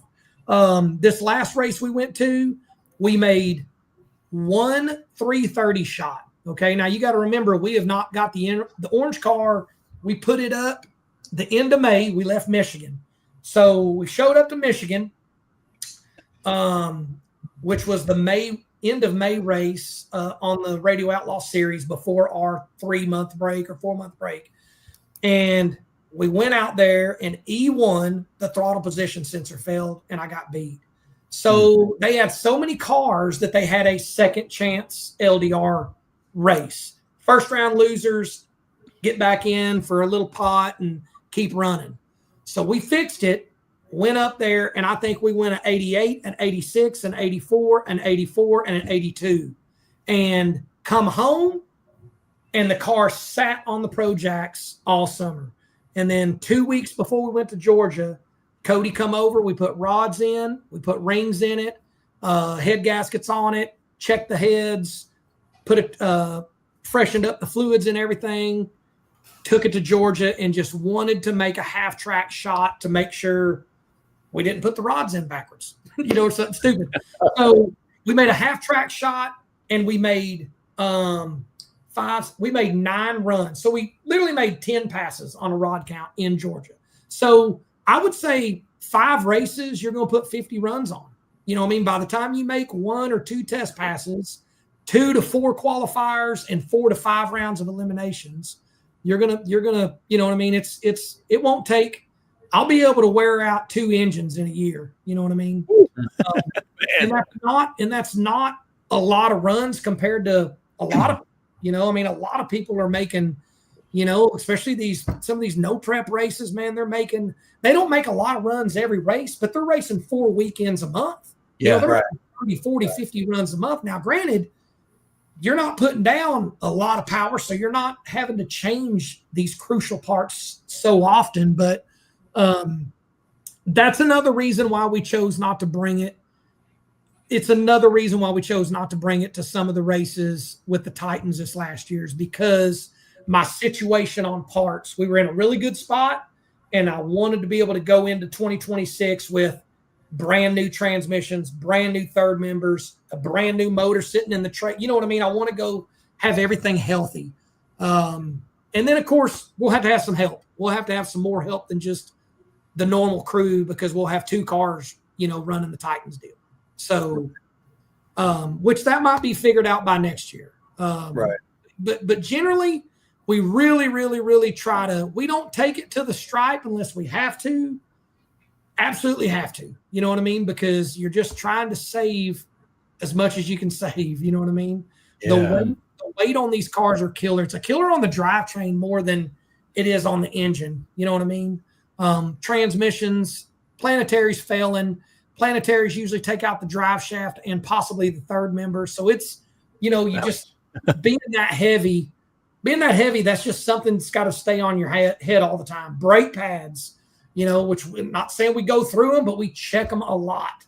Parachutes, we usually bust a couple of chutes every season. We got to put new chutes on the car. So it's just, you got to think about stuff like that because of the stupid weight that they've got us weigh in, which I'm not mad about it. It's competitive is competitive, you know what I mean? But there's just a lot of things that you got to consider besides coming home, pumping the motor, and then coming inside thinking, well, we're good till the next one. You know what I mean? Right. Do you like where the class is headed? Oh, dude, it's kind of like politics. It's up and down every year. It's up and down every year. I will say this: if the class goes away, we don't go racing because I have no interest in running Pro 275. I just have no interest in it, just for the simple fact it's unlimited, right? It's unlimited. The guy that's got the new 4.9s and the gangsterous lockup is going to be able to go faster. That's just the way it is. Where in limited drag radial, everybody's got the same good shit, right? So you're just trying to see who can make it work the best at that given. You know what I mean? Yeah. It's not like I can just go out and put a set of one-off turbos on this car that'll go 205. Because if I do, they'll just outlaw them. You know what I mean? But Pro 275 is just like, like RVW. You can put a pair of 145s on there if you want to, So if LDR was not there, that's why we go to keep supporting it also. It's kind of like the Midwest deal. If LDR was not there, I don't know what venue we would travel into. I don't know if it would be something like the PDRA Pro Street stuff, get back on the slicks and do something like that. I'm not against that. I would just, as long as the whole crew is up for whatever, then we'll keep cruising, Yeah. No, that's good. Earlier, before we got on, we talked about the truck, right? And doing the rolling index and that sort of thing. We can transition into that. Or I don't know, Gary, if you got any more pictures of this or anything else there, but I wanted to talk about that as well. So sure. So let's go ahead and start with that. So the rolling, that deal is kind of cool.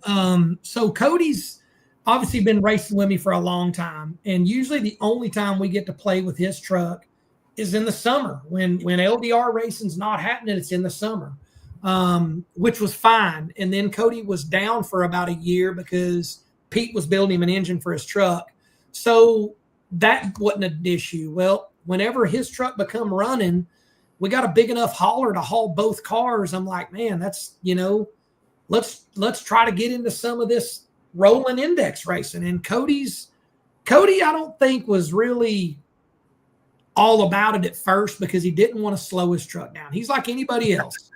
If I'm going to buy a big motor with a big blower, I don't want to slow it down, right? I don't. And so the option is we run it in the limited 275 class and we're a couple tenths slow, right? So we're just dependent on that guy, could be yourself, to mess up. You know what I mean? Or we slow the truck back.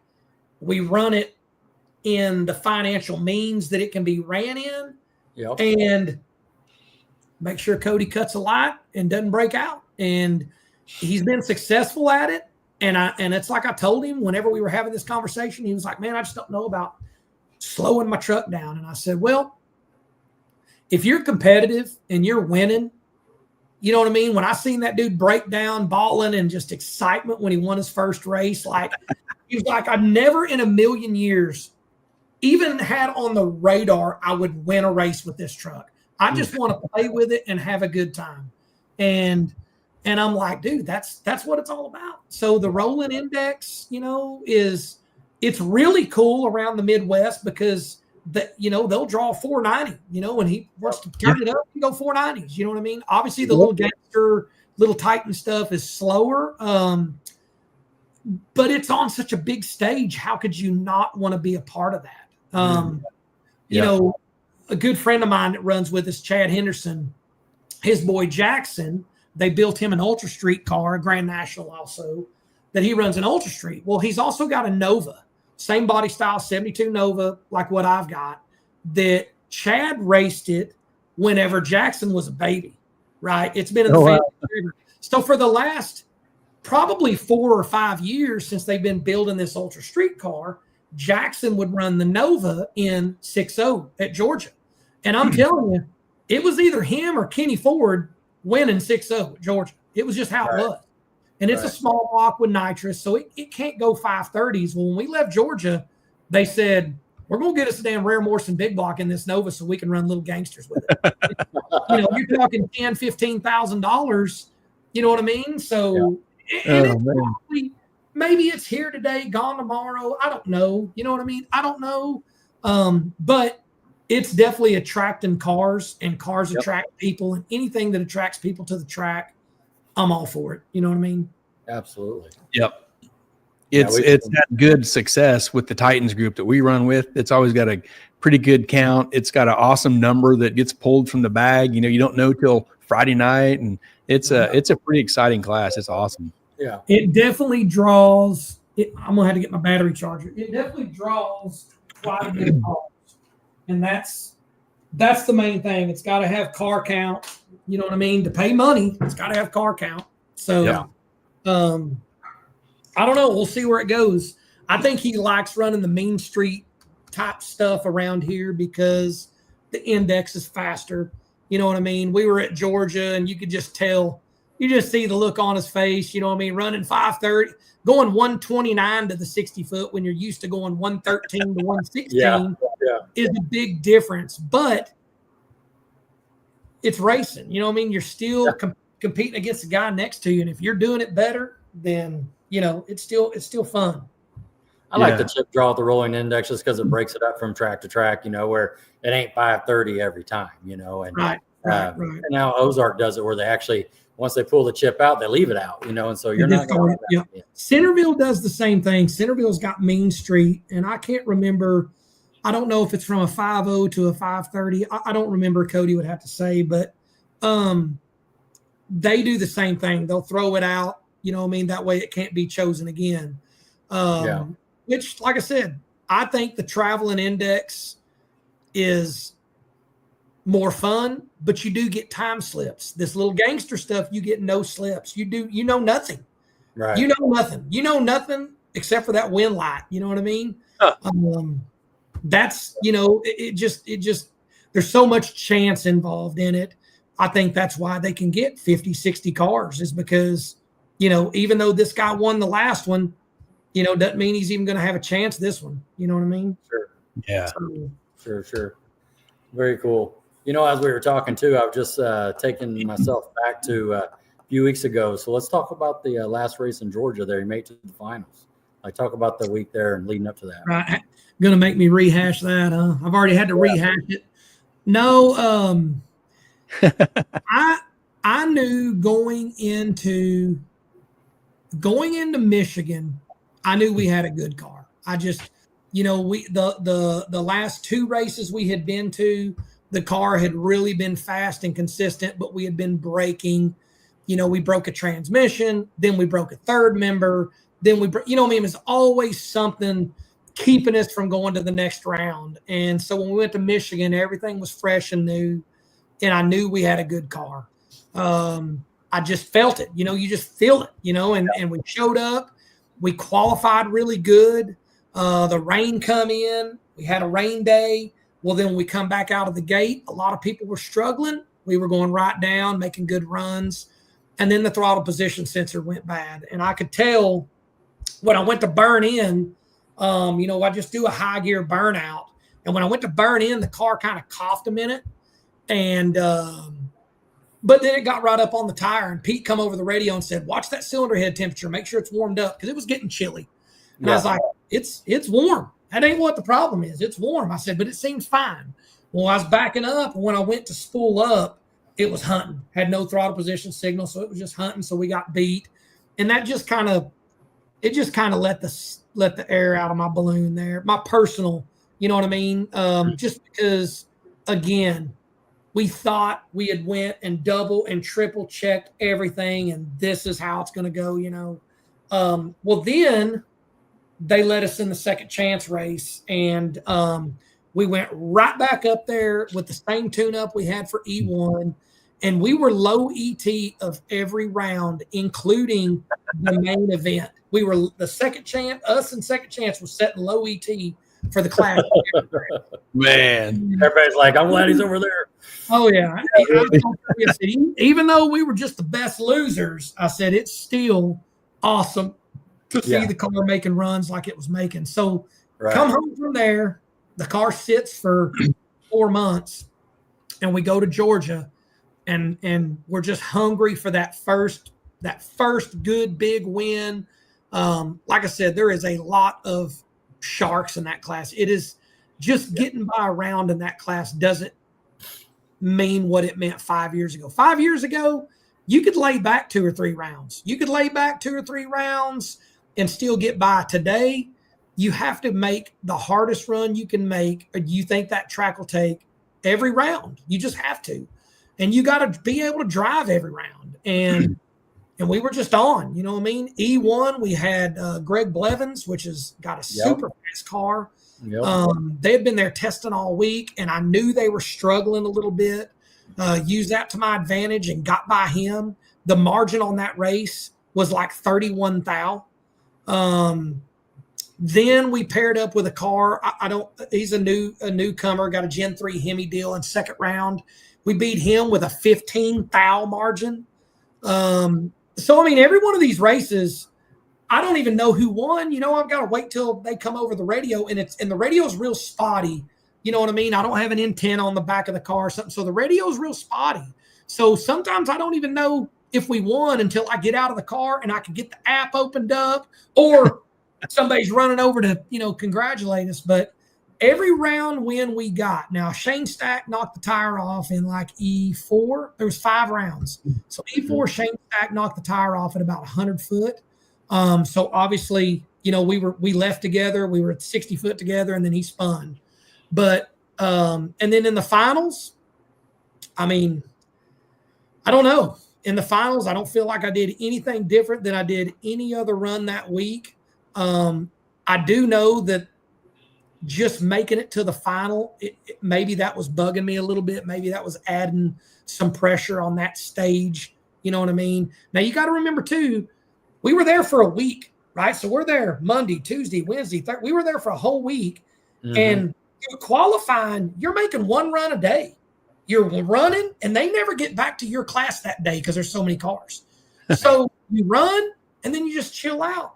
You fix the car. Once that's done, you put a brisket on, or you go take a nap. But come Sunday, it's almost like not exercising and then start exercising on Monday. Come Sunday, it's just bam, bam, bam, bam, bam. They're calling you. So I think a lot of that was stressing me out. I'm sitting in the car wondering if I forgot to do anything, hoping my guys did everything. Can't believe we're sitting here. Right. And I think maybe my head just wasn't clear, and I just left a little too late, because the reality is I sat in the trailer, and Pete said, "What do you think we need to do for the final?" And I said, he's been in 87, 2 passes in eliminations. I said, we've been in 89, but only because that's all we had to go. You know what I mean? That's all we had to go. We were not trying to really squirm the car on the 60 foot if we didn't have to. And he said, I think I'm going to put an 86 in it. And I said, I don't think we'll need an 86, but I said, that's fine. And when it left, I knew it was on a rip, because I could feel it get into the wheelie control 2 separate times. And just left a little too late, man. Just left a little too late. And you just can't imagine from a driver's standpoint, for the last 24 hours, I'm getting hundreds of messages a day, congratulate me on every round. We're watching you every round. And then when that happens in the final, you're just like, I mean, you almost just want to keep driving. You just want to keep driving. You know what I mean? So we were rooting for you here too. Pete and Cody were the first ones. Pete and Cody and Andy, and they were all like, "It's all right, dude. It's all right. It's all right. It happens. It's all right." But nothing matters if you don't leave when you're supposed to leave. Nothing matters. Nothing else matters. Doesn't matter what tune-up's in the car. Doesn't matter. You know what I mean? But, and here's the flip side. Like, I got home, I whined and cried to myself and to my wife about it. And I was like, the guy that was with us in the final, Jamie Stanton, he'd been in the last 2 finals, and got beat in the last 2 finals. So the race was his to win, right? He had been there. He had earned it. And I really feel like that even added more pressure, it's kind of, we were in Tulsa with Cody's truck running Little Titans. Yeah. And we got paired up in E1 with a car and we beat him. Well, then he bought back. Right. Then we drew him second round also and we beat him. Well, the lights had messed up. I don't know if y'all were there and heard that. The lights were kind of messing up. So they were going to rerun a couple of passes and ours was one of them. I remember that. Yep. And all I kept thinking through my head was, we can't beat guy 3 times. I mean, the odds are in his favor. We can't beat this dude. Right, 3 times in a row. And we did, and that's, I didn't say that to Cody. I didn't express my feelings to Cody. I wanted him to do his deal. And it's just how it happens sometimes. But I kind of feel like, my competitor at Lights Out, he had been to the finals. He was as hungry for it. He had #1 qualifier. He had run damn near low ET of the round every pass. He just had a good car. It was just his race to win, So, I've been on the. I'm not a triple O, double O tree cutter, not with this old turbo car, but we do decent, and we were doing decent all day. And then when it mattered the most, is when we failed. So I got to get better. Everybody's like, you need a practice tree. I said, I got one in the trailer. It's not bad. That ain't gonna fix the problem. It's just, maybe it's, I wear glasses. Maybe it's my age. I don't know. Some people, Some people are just born with the ability to cut a light exactly when they need to. And some people just ain't, I don't know. Maybe it's some point to find somebody else to drive the car, I don't know. But for now, we're just going to try to get better. You know what I mean? And hopefully if we're in the finals at the next race, that guy's going to think the same thing about us. You know what I mean? Oh, yeah, definitely. Yeah. So, racing the Nova, where you're driving, like you said, and then going to the race with Cody in the truck and you're helping him. Right. Talk me through going through the winner's circle and winning, watching Cody win or you're winning. Yeah.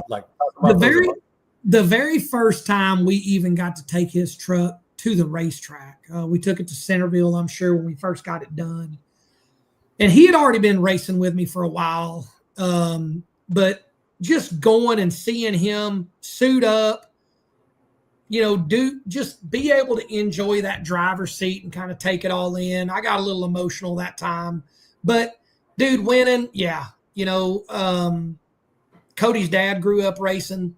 So his dad's since passed away. So it's really cool to, watch him enjoy winning. You know what I mean? He's good at it. So, why not? He's competitive natured person. It's not like he's drag raced forever, but that's why I kind of, every time we would take his truck home from Centerville, there's something else he would have to buy. Like, we need a 3-speed. Okay, well, maybe we need another gear, another converter. We need to go faster to keep up with this class. Yeah. And, if your budget don't allow that, then it don't allow that. You got to figure out where you can fit in that you can have fun and race in your means. You know what I mean? Now, I don't mind. I'll haul Cody's truck anywhere in the country. You know what I mean? Give him my time. That's not a big deal. But there's still a big commitment at home, buying the necessary stuff to run on that type of stage. You know what I mean? So he's definitely more than shown me he's committed to doing it. So whatever I got to do to make it happen is, whatever I can do to make it happen, we will, Yeah. I sometimes, driving the car doesn't give me the thrill like it used to. I get a thrill out of winning for sure, but actually driving the car, you know what I mean? I could take it or leave it sometimes, you know what I mean?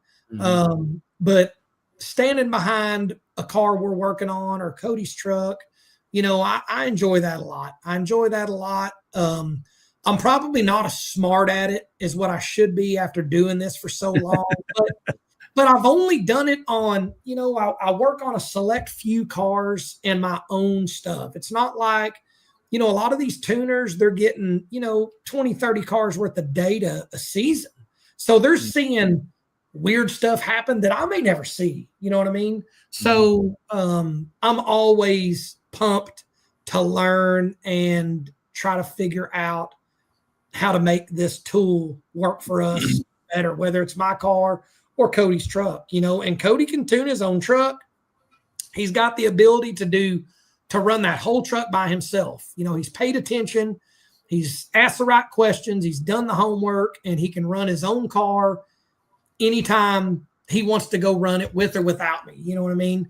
Which makes me proud of him too, in that sense, because, there's a lot that freaking goes on running these EFI cars. It is a lot. It's a lot of notes. It's just a lot, you know what I mean? And it's not just parking the car in the shop on Sunday morning and getting it out next Friday. I mean, there's a lot that goes on. So I don't mind pouring my time into it. You know what I mean? Yeah. So yeah, it'll continue to happen. I know they're going to do some little gangster stuff in Florida. So we're already talking about, hauling the truck down there and running some of them. You know what I mean? Why not? So We're already going to be there. You know what I mean? So there's room in the toter. Let's go. Yeah, if we're already going to be there, might as well. It's not like that thing gets any worse fuel mileage hauling that truck. Right. That's awesome. Gary, how are your comments looking? It's been pretty quiet. Just been listening to the stories. Right. Nice. Yeah. No, it's good. Don Irwin said hi, Red. Right. Yeah. Hi to that dude. Super good dude. Yeah. A lot of memories with that dude in him. Yeah, and Larry Hunt said enjoyed having Cody running Titans this year. Beautiful truck. Well, we'll be back for 26 for sure. Yeah. Nice. That'll So be exciting. we may put some 275s on the orange car. Like I said, we got to find one more helper to kind of come with us, but we may try to put a program together and run some of them. You know what I mean? That'd be They're great. definitely enticing. Tracks are good. The events ran really smooth. You know what I mean? The organization is good. And in my opinion, that's first and foremost. I want some organization. I want some rules. You know what I mean? Yep. Everything else is kind of secondhand after that. Yeah, they do a great job. They really do. Right. Yeah, we kind of put it in there. In your pictures, I saw this, and then I was kind of curious: was this the first 3-second run?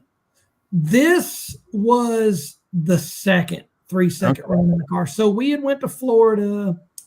This is probably 2022 or 2021. I think this is the first time we went to Florida. Okay. And the car was still on Q16, and we unloaded the car, and I think it went a 99. And once we come back and looked at the data, we was like, man, we can, and this was just in testing. And that's the crazy thing is we went a 99, we went a 94, and then come race day, I think something broke. I think something broke in the car and we couldn't finish. But it took us, what did we do? I think after this race, we come home, and I think we changed the chassis up and put 275s on it to come run some Midwest stuff. And then once we got done with that, we tried to go back LDR racing and kind of lost our way. The car was not, I bet we spent 8 or 9 months trying to get the race car back that we had. So it's really surreal that you can go out and make a pass like this and then feel like you just can't get back there. You know what I mean? Yeah. And if you guys seen the time slip on this pass, how fast we had to go to the 60 foot back then to run this compared to what we have to run this now, knowing how we know that, you know what I mean? It's crazy because I remember going to 94 and Pooch called me on the phone. You know, he kind of runs LDR, so to speak. And he said, are y'all going to run an 80 tonight? And I said, dude, I don't think this car could go in 94 with a 7. I said, I don't feel like it can happen. And I don't think we made another run after that. That was late at night, but it took us a while to get back there. And at this point, we had run this 94 and the record was like a 98 or a 99 with a 2 or 3. So it was way outside the record. Right. And we just couldn't get back there. We just couldn't find our way back there. And it, like I said, a lot of it was my fault. I just wasn't organized. We threw the 275s on. We started changing the weight packages and started changing the shocks and the ride height. And we go out and the car's working decent on a 275. And I kind of got, buried into that. And then when we tried to go back 295 racing, put the weight in it, the car just wasn't happy. You know what I mean? Mm-hmm. And I'm telling you, when you lose your race car, nothing makes you work harder. It's one thing to work hard to try to go somewhere you've never been, because you don't even know if it's a possibility. Right. Yeah. Right. You don't even know. I mean, we've been at 82 with a 1 and 82 with an 8 in this car. We don't even know if an 81 is a possibility, but we're going to try. But if you go out there and you go at 82 and then the next race you can't go in 87, you're like, what's this piece of junk? You know what I mean? Yeah. So, it really plays mind tricks on you, and it really forces you to do things that you would never do. You know what I mean? You wouldn't ever throw this tune-up in there, but you're grasping for straws. You're, it's organized chaos, if you will. It's really a bad place to be in when you're trying to race a damn race car. You know what I mean? That's another reason why I liked bringing Pete on full time for the tuning, is because he keeps a lot leveler head than I do. I'm trying to play catch up. If we go in 85, I'm trying to go a little faster. He is over here trying to go in 85 again to make sure it wasn't a fluke. You know what I mean? Because then he feels like if I can go in 85 twice, then I can probably go in 82, 83. You know what I mean? That's just his way. It's kind of like running a business. You put the people into place that can do the best job. Sometimes that's not me, or that's not Cody, so to speak, sometimes. But the flip side to that is I want this racing organization of ours to be organized, but I don't want it to be ran like a business. I want to be able to smash bush lights over the hood if we win. I want everybody's collective input to give us and bring us wins and enjoyment. I don't want it to be a bunch of paid help that's paid to do a job. They get scolded if they don't do the job. If the job does work out and we win, well, that's what I paid you for anyway. You know what I mean? Yeah. So there's a real fine line there that I try to keep us on the correct side of it. But everybody we race with races on the other side of it. So that's what we see. Like when we're in the lanes, that's what we're looking at. And you're always sizing yourself up. Always. Doesn't matter if you're in the lanes. It doesn't matter if you're in tech. If you're on the starting line, you're always sizing yourself up. And so I definitely struggle a little bit, I think, with making sure we run the program in essence how I always have. It's me. It's a couple of buddies. And that's just what we're doing. We're going to try to kick all these guys, these corporate racers' asses. You know what I mean? That's what we're trying to do. That's, when we put Blevins on the trailer, I love Greg. Me and him are good friends. Me and Jamie are friends. But it really puts you in your place of what you have just accomplished. You know what I mean? When you're racing against professionals. And I'm not saying Greg's a professional racer. I mean, he is, but he doesn't do that for a living. But the guys running that car, that's what they do for a living, right? I get to work on Monday and work on Ford Power Strokes and Chevy Duramaxes and Chevy Cruises and, try to keep my technicians motivated. That's what I do. I don't come in on Monday and start reviewing data to go test on Tuesday and fix the problem. You know what I mean? So there's a big advantage there. There is a big advantage there. And I mean, we could all do it. You know what I mean? I know we could. I just try to stay away from that if I can. Well said. Golly. Devin Brown says, I'll see you at Radio Roundup Red. Official announcement that Browns aren't out. Wow. They might be down, but they ain't never out. I mean, that dude hopped it up on the guardrail, I think, last year, and they were there for the next round. So yep, they were there for that. I'm not aware of what happened. I don't want to make it public or anything. I'll probably have to text his dad when I get off here, but I hope everything's all right. And if there's any parts y'all need that I might have, don't hesitate to give me a holler. So, fair. The roundup we're hoping is really good. Barrett's struggled a little bit to find a really good LDR sponsor. I don't think that's going to be a problem come 2026, but that's the problem we're dealing with today. We already lined up some good sponsors for next year. I say I'm not a part of the Doomsday deal. I'm just trying to help them have something for the Midwest, something that we can go to that's not 18 hours away. Something, like I said, that I can take my mom and dad to. My wife can come. My dog can come.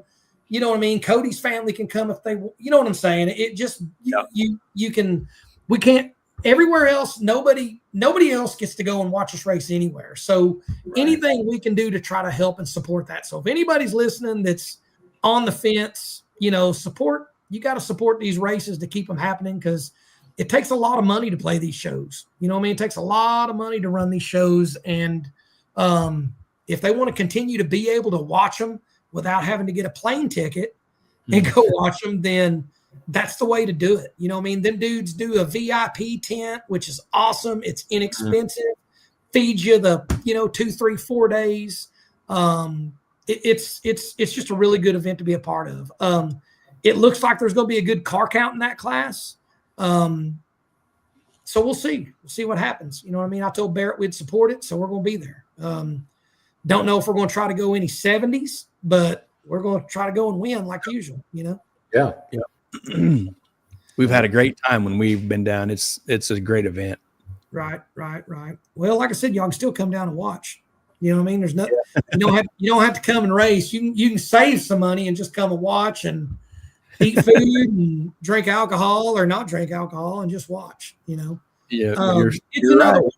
it's another one of those races that are ran, Friday night, Saturday night. So it's, we're not getting there, setting up for an hour. I like getting back to some of the faster pace. Let's qualify one night and let's run elimination the next night and get it over with. These big events have gotten so big. We pulled into the U.S. street race last year, Monday afternoon. Was it Monday afternoon or Sunday afternoon? A week before the race, and cars were parked. I don't know if y'all have been to Bradenton, but the racer parking is on the north side of the track, and they just stack trailers all the way down the track. I feel like that track's a mile long. It's probably a half mile long. But anyway, we pulled around there, and we were the second trailer from the very end of the racetrack. Jeez. Garrett was flying his helicopter, and my awning has all the Motion family companies all on it. And Garrett was flying over in his helicopter, and he called Doug and said, "Why is Red parked all the way down at the end?" And Doug said, "That is the only parking spot left on this side of the track. And the race don't start for 4 days." You know what I mean? So it's cool to roll in them big events and feel like, man, this is awesome. But it is really tiring and just taxing on your body and stress when you're waiting all day. Okay, we're going to run about 5. Well, then next thing you know, they come over the mic and they change the run order, and nope, you're not running today.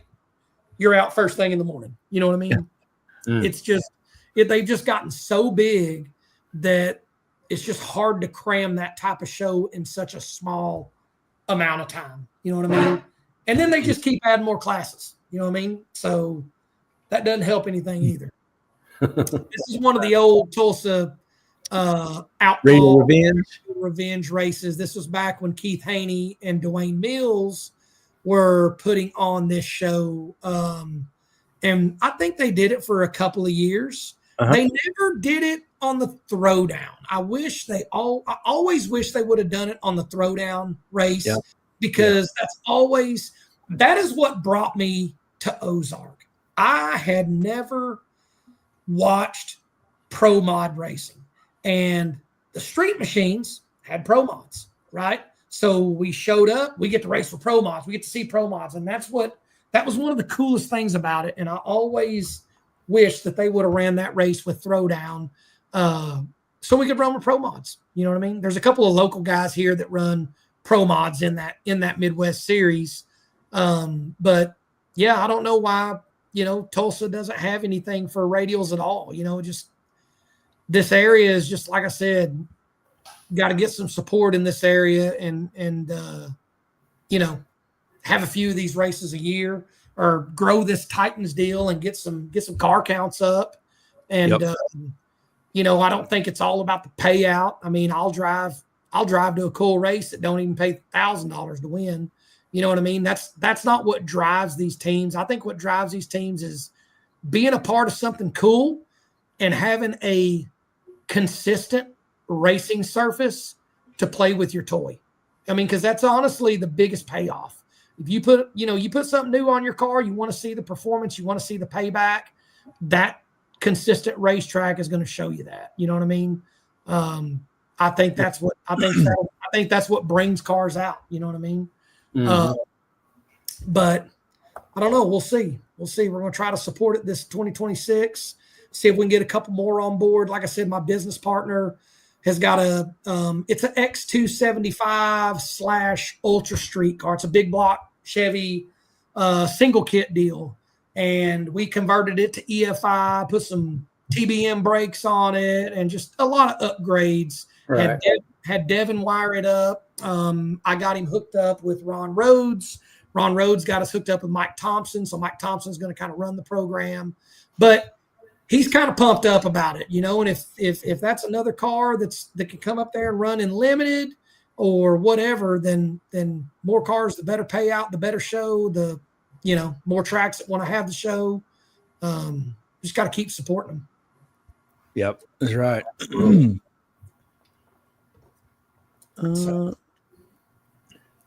There's you and Doug.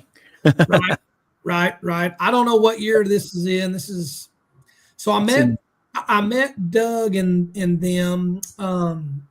So Doug and Andy and Brian had just opened Motion. I literally don't think there was any employees, just them three. And they rented a motorhome from Iowa and drove to Georgia. Now, mind you, this is in February, right? So it's already snow and ice on the ground up there. And I just remember them complaining about how crappy the trip was, whatever. So that's probably one of the first times. No, that's not the first time I met him, but that's one of the first times we were at the track really hanging out together. Since then, we vacation together. We hang out, you know what I mean? Spend some time together. Them guys,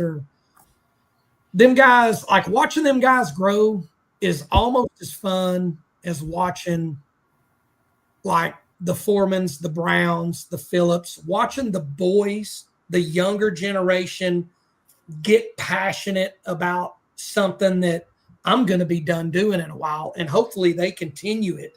You know what I mean? So I got something to go watch. Right. Watching these guys take over like they have is just, you know, it just shows you that there's hope out there for the country. You know what I mean? These guys they're just freaking awesome. And they're so down to earth. You know what I mean? They're just our people. You know what I mean? They're just our people. That's all I can really say. Yeah. Well, they're doing great stuff. Well said. Right. A lot of thumbs up and hearts on that comment right there on Facebook. Yeah. Right. So that was at Florida, one of the Florida races that Doug come to me and said, that's he calls that car Bubba's Nova. Bubba was his late dog passed away. Yeah. Bubba loved riding in that car. It's a bench seat car, of course, but it's got like a 6.2 LSA supercharged engine in it. It's a fun car to drive.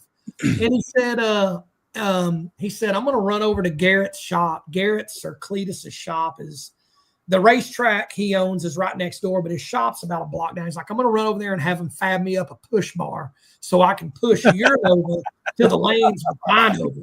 Oh, and yeah. I was like, all right, man, whatever you want to do. You know what I mean? So that was kind of the cool, funny thing to do that year. You know what I mean? That race is off the hook. That whole vibe down there. You know, the Snowbirds race in December is definitely a big race, but it's not near as big as the U.S. Street race. The U.S. Street race, I think everybody's kind of coming off the holidays. Everybody's ready to get out of the house. So the place is just freaking packed. Everybody wants to go to Florida because it's cold up here. It's always nice down there. You know what I mean? So it's a great show they put on. I can't imagine with Garrett getting involved with that track, it's already, they've already, turned up what they got to offer, but I can't imagine where it's going from here. You know what I mean? So that's great stuff. It's good to have guys like that in the sport that are younger. You know what I mean? Yep. Yeah. So that's like I said, I don't remember racing much. I do remember racing with Tony, and I do remember racing with the Browns, but I guess I didn't race with them that much before we started traveling. And by then they were transitioning the boys into running the cars. Mm-hmm. But it's cool to see the younger kids, listening to Devin work on the car, listening, watching, I always creep Adam's Facebook. That dude's super talented. You know what I mean? Great parenting from Tony and his wife on that deal, because that's the next generation. You know what I mean? Those are the people that are going to be developing the next Pro Charger, the next screw blower that we don't even know about right now. Those are the kind of people that we need to, keep pushing this deal forward when us old guys are long gone and we're roaming the track telling everybody, I used to have a Nova like that one. You know what I mean? So just like that.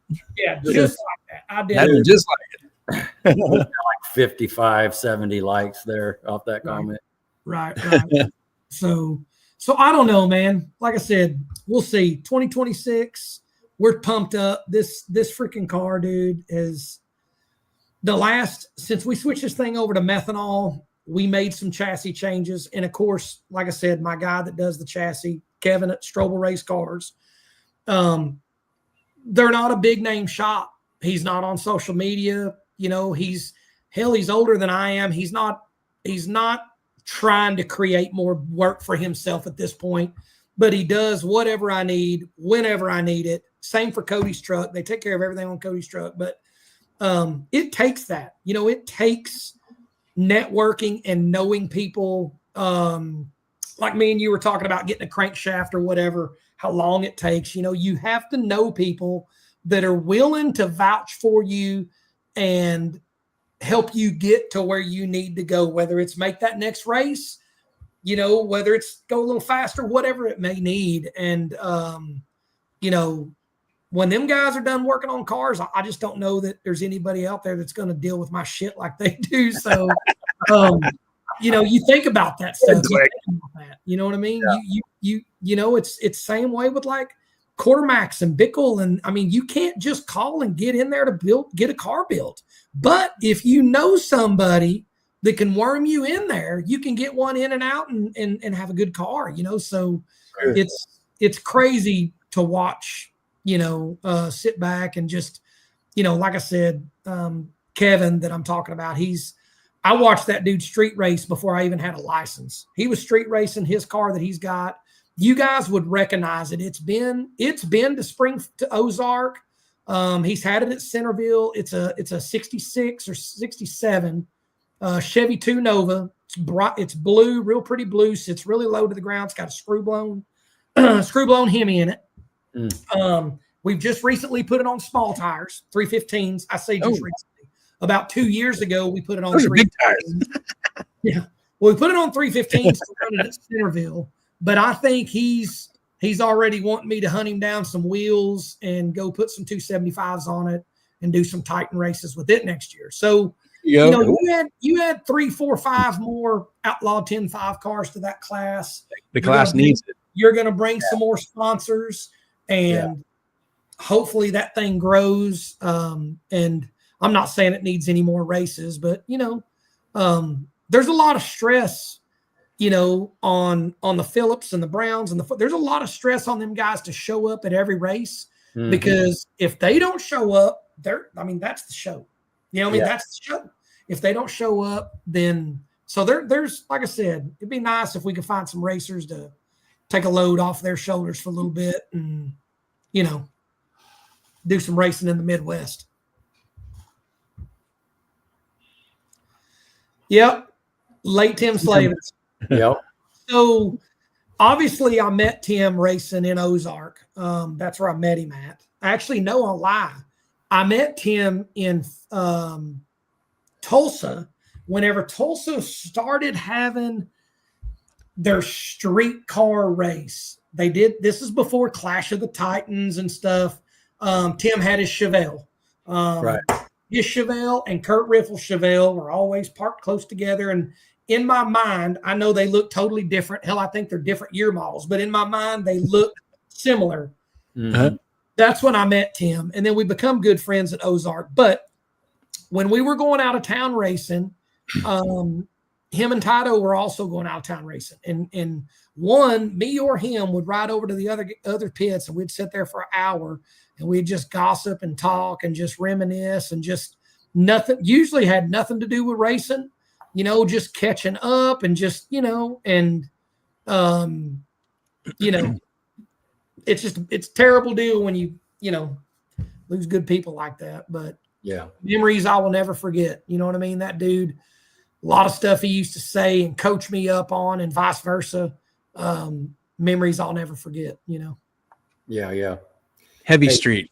Kurt Yes. says Heavy Street. Yes, that's what it was. And I don't remember, maybe it was like the MSRA or something like that used to run, you know what I mean? Yeah.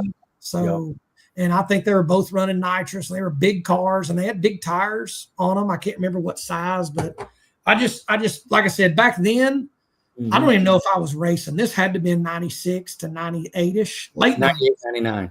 You know what I mean? So long time ago. I don't even think I'd met Kurt Riffle yet. Obviously, me and Kurt had become friends a little bit later on. But, he needs to get that Chevelle out and run some Outlaw 10.5 with that Chevelle. You know what I mean? Put that pro mod up. Exactly. There you go. Reach. Man. Hey, Gary, grab Jordan's comment up there a little higher. Yep. Jordan Sontag says, red is the perfect example of what it takes to keep the sport thriving. The want to be better every time you go in the beams, put in the work, and not forget the reason we all do this: hot rods and family. So if you guys don't know who Jordan is the guy that built the car that Devin's got now. Jordan is J&E Chassis Works. This dude's building, he's building production style cars, meaning he's building cars, putting them for sale toward completion. They're rollers, they're high-end gangster cars. You know what I mean? He's got a couple of Camaros he's going to have at his PRI booth. You guys need to go and check out his website. But he is the one that built the Mustang that Devin just purchased from him. So Devin Vanderhoof's new car is a J&E hot rod. So we're following that. He doesn't finish them. He just, like I said, he puts them in a roller form. Does the carbon tin work. He's from up in the Michigan area. I actually got with him about building me a new car. That's how our relationship started. And we had visited a little bit when we were at a race in Michigan, and I just wasn't in the situation to go that route. So we haven't done anything yet, but he's getting on social media like he's supposed to. His cars are bitching. They look bitching. They sit bitching. They're the right cars. And they're not $300,000 and take a year to get them. You know what I mean? So you guys check him out. If anybody's looking for some, I think he's got 2 cars right now for sale.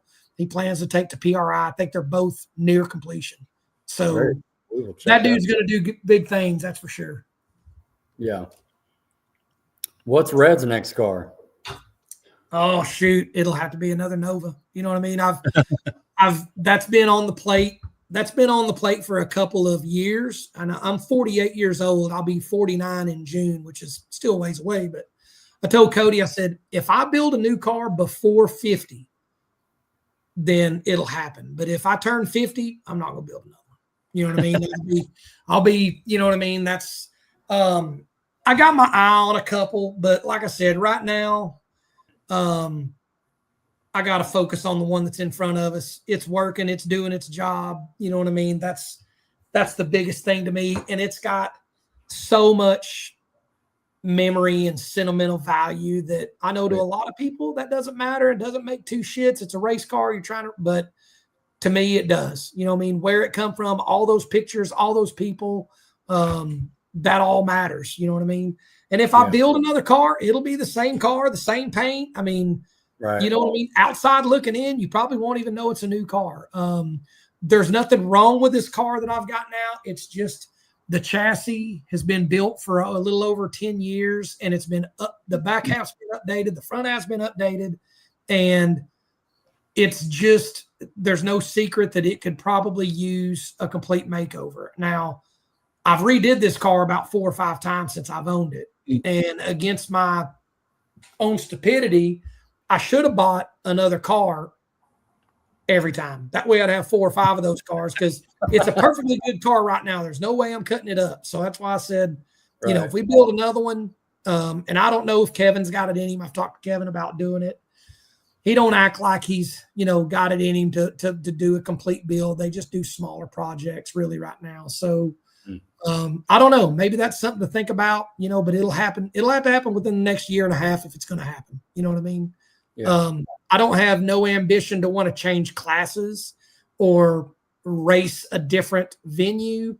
I'm just, you know, looking at freshening something up that could get me by another, you know, 5 to 8 years. You know what I mean? Plus, if we quit racing tomorrow, this car ain't going nowhere, right? This car may as well have zero value because it's never leaving my shop. But if I build a new car, when we get done racing, it'll get sold. There'll be some value because it'll already be fast. You know what I mean? So you kind of, you're investing your time in it. You kind of want to look at that as some kind of nest egg. You know what I mean? Yeah. That's just always a small thought. Hey, we stop racing. You can move this, clear these bills out, and then, you know what I mean? You're kind of in a better financial situation, or at least that's what I try to tell my wife. Do you have a drag and drive Chevy 2 in the works? Yes. So a little over 4 years ago, I found a great car. Actually, Dan Shawnick found it, that owns Shawnick Composites. On the side, he buys out foreclosed houses, and I think he's in a little bit of everything. And he called me up and he said, I found you a car. He said, I come all the way over here across the United States to look at this Mustang, and there's a Chevy 2 in the garage. And the Chevy 2 was built in the late 80s by Dan Parker, the blind machinist. Do y'all know blind machinist Dan Parker? So Dan Parker did the chassis on this car, and it's been raced since the 80s. It's an uncut, I mean, it's been back half, but it is an uncut, beautiful canvas. So I bought the car, had it delivered. I got it running. It hadn't ran since the mid 90s. So me and Cody spent a couple of weekends and got it running, and I drove it around my block and pulled it in, sold the drivetrain, sold everything but the body. It's at Strobel Race Cars. They got it on the jig, and it's probably 75% done. HED built the motor for it, transmission. I mean, I've got everything to put it together. It's just not been high on the priority list. And to be honest, I mean, drag and drive is getting popular, but it doesn't mean today for me what it meant 4 years ago. I did my first drag and drive with Doug about 5 years ago. And after that, I kind of got a hankering to do it. And now the orange car keeps me busy enough that I would rather just go with Doug and help him in the Nova, keep my own car over here doing what I'm doing with it. When the Chevy 2 gets done, I don't know. I've toyed with selling it. You know what I mean? I don't know. It's a really good car. I hate to get rid of it because it was such a good car. It's a one owner car, but we'll see. It's just not on the, it's just not on the top of the list. Yeah. What's the power plant that Pete built for it? So it is a Gen 5 LT aluminum engine. It's about a 2,700, probably 2,600 horse setup. You know what I mean? Again, I thought, man, be cool. We can put a small block in this thing. Small block's a little lighter. These racetracks that we do at these drag and drives are not, they're kind of mid prep. You know what I mean? So I'm thinking small block, move the engine back, and we just need to go 680s, 690s in the quarter. We'll be good. And this will do it. But now we need to go 620s, 630s. Or 4 years ago. I'm like, man, now. So I've put the motor out there for sale because the engine that you're looking at that's in the car now in this picture, I've got that is before we built new engines for the car, and I've got this engine back. I took this engine, sold it to a friend of mine for one of his projects. We built 2 new engines for the race car, and about 6 months ago, I bought this engine back. And my plan was to put this engine in the Chevy 2 because it's a water block, water head, you know what I mean? And that engine that's in the car in this picture is the one that went 394 in the previous picture. That's the complete setup. So don't know if that's going to happen. Like I said, the car's already got headers. I mean, it's the under the hood's done, but if we get to that point, that might be what happens. We may shove a big block in it. It's what I should have done in the beginning because I had no small block stuff, nothing. Doug's LT motor that he had in the gray car in the beginning really intrigued me with what it was doing for no more parts that was in it. And maybe that's what spawned me up on building it. But the truth is I had a dang big block ready to go. I've got spare. I've got everything for this. I already know what converter works. I already know what gear ratio. You know what I mean? Yeah. I don't sound like a no-brainer. Yeah, exactly. I don't know what was getting into my head there, but reality is I still got the Chevy 2, all the parts for the Chevy 2. Hindsight, if I could go back, I probably would have had him redo the Chevy 2 and turn it into my new LDR car. But now the way we've done the chassis on it, it's, you know what I mean? There's no way. It's a great car for its purpose, but it's not it's not going to be competitive, any more competitive than what I've already got. So it doesn't make good sense, but it's already so close to completion that it'd be stupid to start over, you know? Right. So that's kind of what's going on with it. Okay. So it could be for sale in the next year, or it could be running. You never know. Might be running and show up and run some of that limited 275 stuff. There you go. It ain't. I mean, I feel like if it'll go 430s to 450s, that's probably, you know, where we want that thing to live at. But that's a good area. You got to get it finished first. Right. This is actually, this photo was taken at the SEMA show. Garrett took the car to SEMA the same year after we won Lights Out. They come and picked it up, put it in their booth. I'd never been to SEMA, ever. Never have I ever been. I never even been to Vegas. My wife had been several times. So they flew us out to Vegas for maybe 4 days. I spent 1 day at SEMA and 3 days in Vegas. So sounds right. Hey, Garrett's been good to me. If they want the car back in their booth, that's fine. But I don't much care for SEMA. Is not PRI. PRI is, you know, there's some intelligence there. SEMA is just like a big car show. You know what I mean? There's nothing. There's just nothing there for me. You know what I mean? So Vegas was pretty cool for the first time. But yeah, they come pick the car up, took it there, made me nervous as crap. You know what I mean? Are people going to be unscrewing the dry sump tank lid? I got things.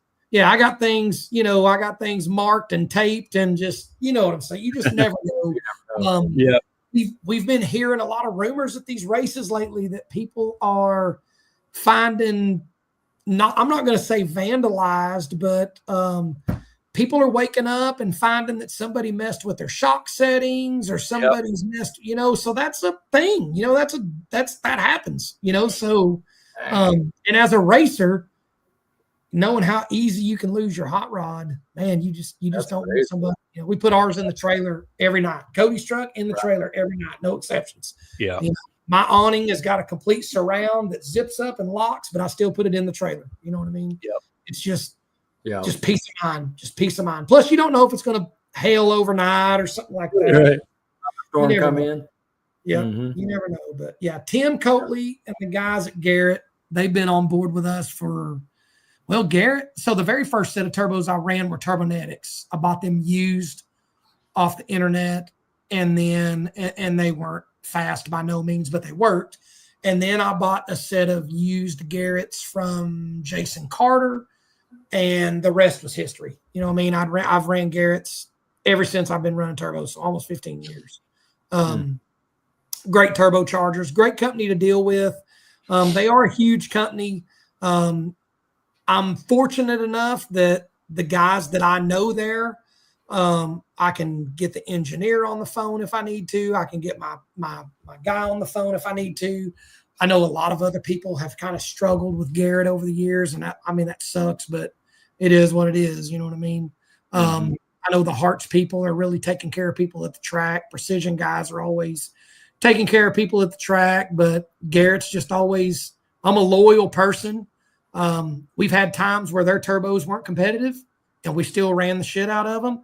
And we've had times where their turbos were the gangsterous out there that we felt like we needed to sandbag a little so we didn't get them taken away from us. But drop of a hat, they've had, we've never had a turbo fail. I've had engines tear turbos up, but I've never had one of their turbochargers fail. So that's just something you don't hear of in drag racing. Any kind of motorsports is a component that's never failed, but they've never failed. I've never had one break. So that's saying something. Good. That's good. What else you guys got? I think the clock says we ought to probably wrap it up. Yeah. So comments are good. And just like we talked about before, Justin, this is the time where we hand it back over to you to thank all the people that got you here, family, friends, sponsors, the whole deal. Well, obviously I've ranted about Cody. Without Cody, none of this would be where it's at. You know what I mean? That's, it just wouldn't. It doesn't matter if somebody started picking up the tab. It just wouldn't. Me and Cody go to lunch every single day together. If it wasn't for him, and of course Andy Cook, Pete at HED, Lee Brubaker, Lee Wire, all them guys at HED. Gosh, dude, I don't, Pete, we've had the motor out in Florida and Pete's drove it to North Carolina to the shop to fix it and drove it back so we can race.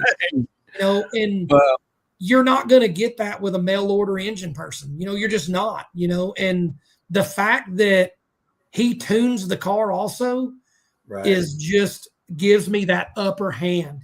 I don't have a tuner pointing the finger at the engine builder and vice versa. This dude's doing it all. He's got it all in his mind of how he wants it to work, and he executes it perfect. He works a little unorthodox from everybody else, but he fits right in with us. That is him in that picture with Meatloaf. That's Doug Cook and Molly Cook's lab. Meatloaf is his name. Yeah, you can see him staring at that beer can because he probably beer. It's probably his beer, huh? Pete and them guys at HED, Sebastian at NLR. We've run his boost controller ever since we've ran turbos. Still on there today. I get looks from people that were still running a boost controller when you got this ECU that has boost controlling capabilities, but it is what it is. It works. You know what I mean? That's why I use it. It works. I can get a hold of him anytime I need to, and that's big. Jason at VP Racing Fuel, Racing Oils, they supply me with all my fuel and all my oil. I mean, if I need a pallet right now, whatever, whenever. Mark Menser Motorsports, obviously shocks and struts. I've been using him since I've been using Pete. I believe our car was the third or fourth car with his stuff on it ever. He's been an instrumental part on how this car works today. You know what I mean? Kevin Strobel, Boo Street, the guys at Strobel Race Cars that, the proof's in the pudding. You know what I mean? A little backwoods shop in Arkansas is hanging with these high dollar, it just shows there's a lot of talent out there that maybe don't want to be found. And, maybe that's a good kept secret on my end. Mark and really Damon and Troy at M&M. We run their converters. We run their coolers. We run their transmissions. We always have. Their service has been perfect. I haven't always had a spare. Damon is at all these radial races. So when we break a transmission, we pull it out. He fixes it on site. We put it back in and go racing. Now we keep spares, so I'm not as dependent on him, but that service is where it's at. You know what I mean? Shannon Davis at Davis Traction. Again, people see these damn Davis boxes in my car and they think, man, takes you back to the Outlaw 10.5 or Pro Mod days. What are you still doing? Doesn't that Holly do that? And I'm like, well, I mean, we beta tested the Holly stuff for Holly before they released it, and it works. I mean, I'm not saying it doesn't work, but it ain't as good. It ain't as good. And again, we've got to develop between Pete and Shannon. I believe there's nobody in this world that knows how to work that box as good as Pete and likes it like Pete does. And when you got a tuner that's on board with his components that he's using, then, man, I mean, you're just set up for success. You know what I mean? Right. Yeah. So yeah, Shannon Davis, they've been at the last couple races really working on a lot of stuff. They're constantly bolting stuff in the car, wiring it up, data logging, checking it. And then we put it on the car and try it, and it freaking works. And it works. It just is what it is. I can't say enough about Motion and their, all their sister companies, Fluid Works, TBM Brakes. We were running TBM Brakes long before Motion Raceworks bought TBM Brakes. We run what we run for a purpose, right? We run what we run for a reason. And the fact that now some of my best friends are keeping that product top level, top shelf, the service, who they've brought, they're well over 100 employees now. And every one of their guys are car guys, man. The guys that are, the guy that works at TBM that runs the machines has got a race car. He races it. He drives it. Obviously you guys know Brett. Brett works for them guys, runs the Rife side. His buddy Jim runs the TBM. So these are car guys, and they're making the best parts that we can use out here so we don't have stupid failures. But we run all their stuff. We run their Fluid Works pumps, their filters. We run anything Motion. We run their shifters, their quick connects, anything they make for that car, it's on there. We've done some testing on some of their stuff on that car. The shifter is one of them. And it just freaking works, man. It just, I got their blow off valves on it. Their support has been instrumental in the last 5 hard years. You know what I mean? Making sure that, if we need something, doesn't matter what it is, they'll move hell or high water to make sure we're going to make it to the track and be able to make a good showing, and like I said, they're just good friends. That's the coolest part. It's almost like calling your high school buddy, and your high school buddy just happens to be the guy that's doing your engines now. Just know, you jive, you work together. It's a simple deal.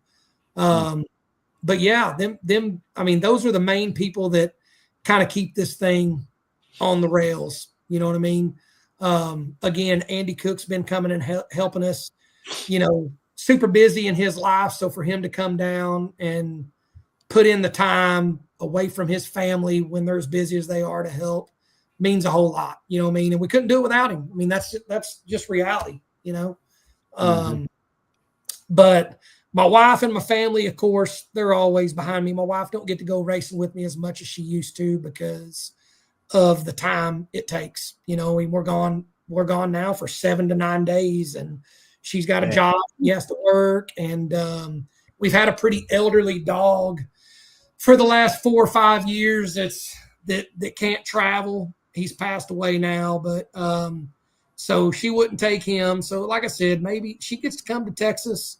She'll bring my other dog to Texas. So it'll like I said, that's probably one of the funner races I get to go to that has nothing to do with the racing side of things. You know what I mean?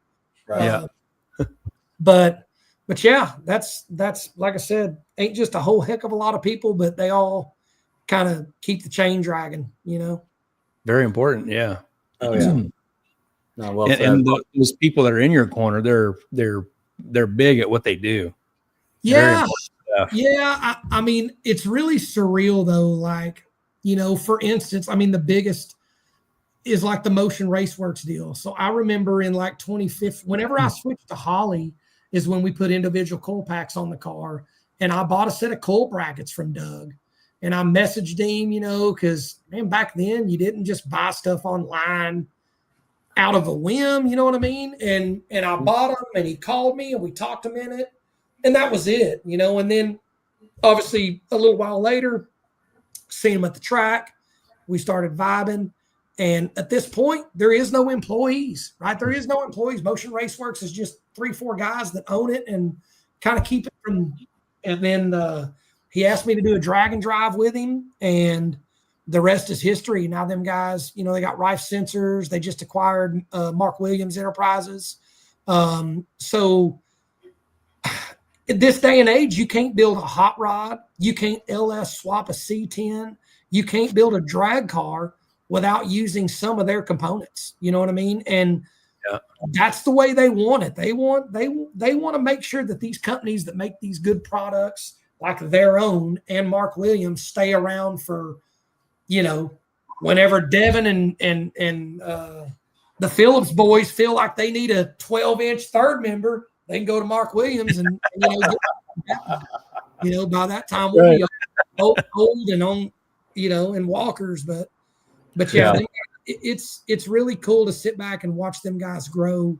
They've branded up with Stevie Jackson and some other LDR cars and some other cars in different venues now, they're just trying to support the sport. You know what I mean? Just trying to, for years and years and years, it seemed to me like they were spending above their means on the sport rather than, but after knowing them for a while, that's just the way they are, right? They don't live in fancy houses. They don't own Lamborghinis.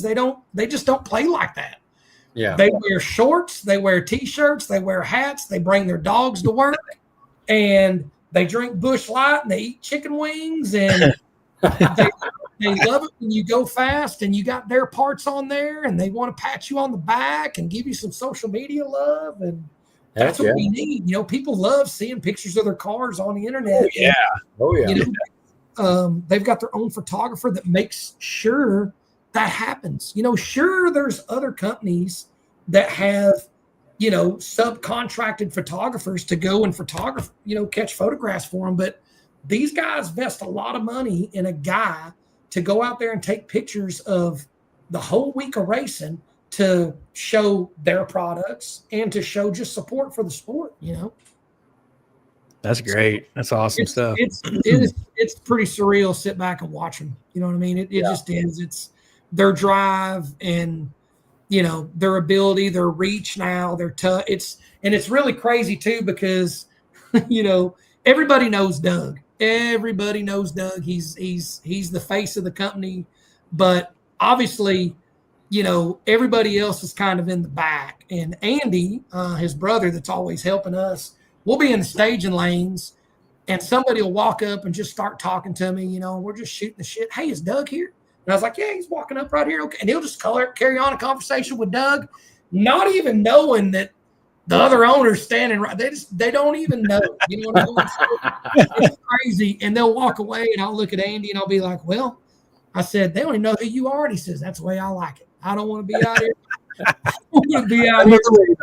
And I can't talk to all these people like Doug does. So I was like, people got awesome. It.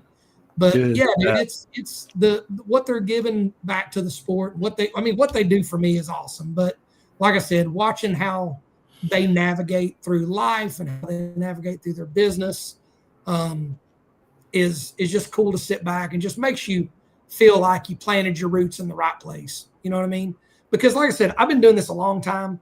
It's kind of like a profession. I'm not going to do something else tomorrow. I'm not going to quit running a shop and figure out something to do tomorrow. I'm past that. It's the same way with racing. I've got who I've got in my corner, and that's kind of the way I want this thing to ride out. You know what I mean? That's the deal. That's kind of my execution point. So we'll see what happens, Yep. Man, great car, great team, got a lot of great people behind you, businesses. That's why you're successful. I mean, it's just fantastic. I learned so much in the last 2 hours, and where we at 44 minutes. It's been fantastic. Well, like I said, hopefully I didn't bore nobody. My phone. No way.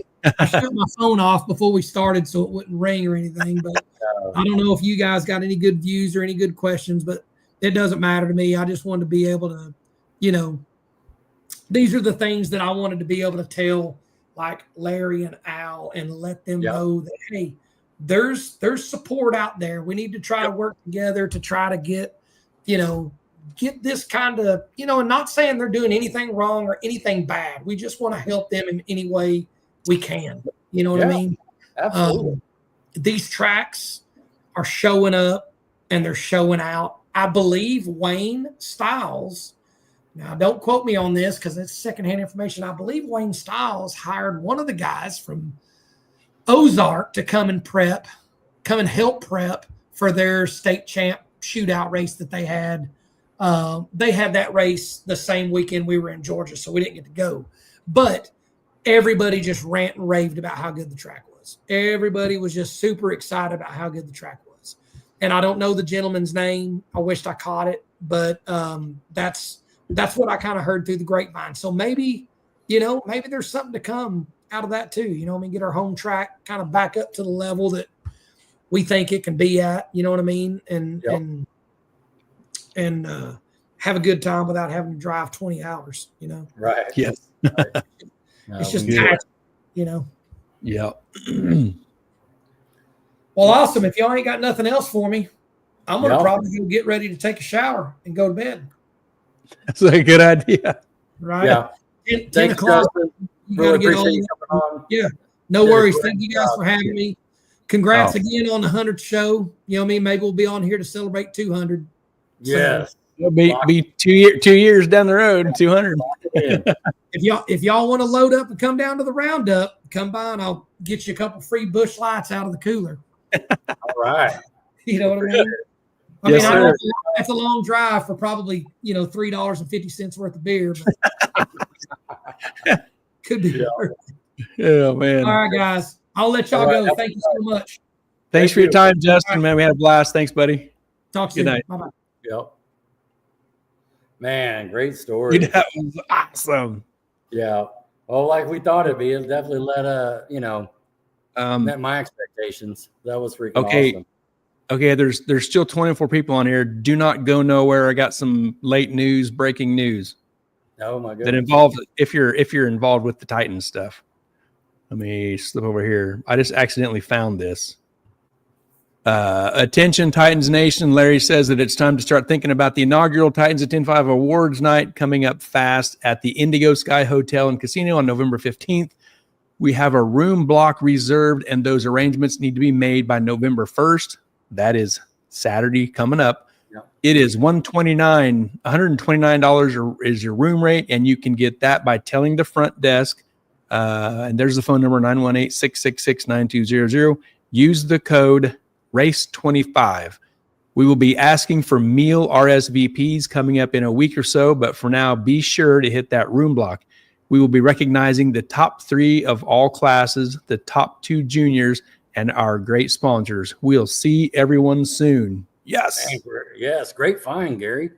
Yeah. I happened to, my thing come off of Facebook and I opened it back up, and that's the first thing that was there. I was like, oh, I got snagged this. So if you see me kind of farting around here a while, maybe 15 minutes ago, that's what I was doing, was grabbing this. Nice. So yes. What's this, Larry? Who's your daddy hunt? Larry, it's a thing of Larry. It's got a big old hat and a big fluffy coat and a big Flavor Flav wheel thing on a big chain. I love it. Yeah. Man, who's your daddy? Yeah. Well, I know what you're doing tomorrow.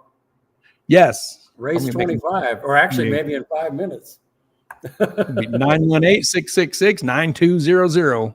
Nice. That's great, man. Great. Yeah, I'd be kind of wondering that. Yeah. Michael Nark says, what a great show, man. Michael, thanks. I know you had a couple questions. We getting kind of short on time. Yeah. And we could have went great 3 or 4 story. hours. Exactly. And I got to get up at 4 a.m. and try to build airplane parts. But no, it was great. I mean, it was. And the stories and, just the race to that level and just think about it, where you're at, what it takes. And it's just incredible. The people involved and the spare parts and the time and just the windshield time and the diesel fuel and, man, all the little pieces. Yeah.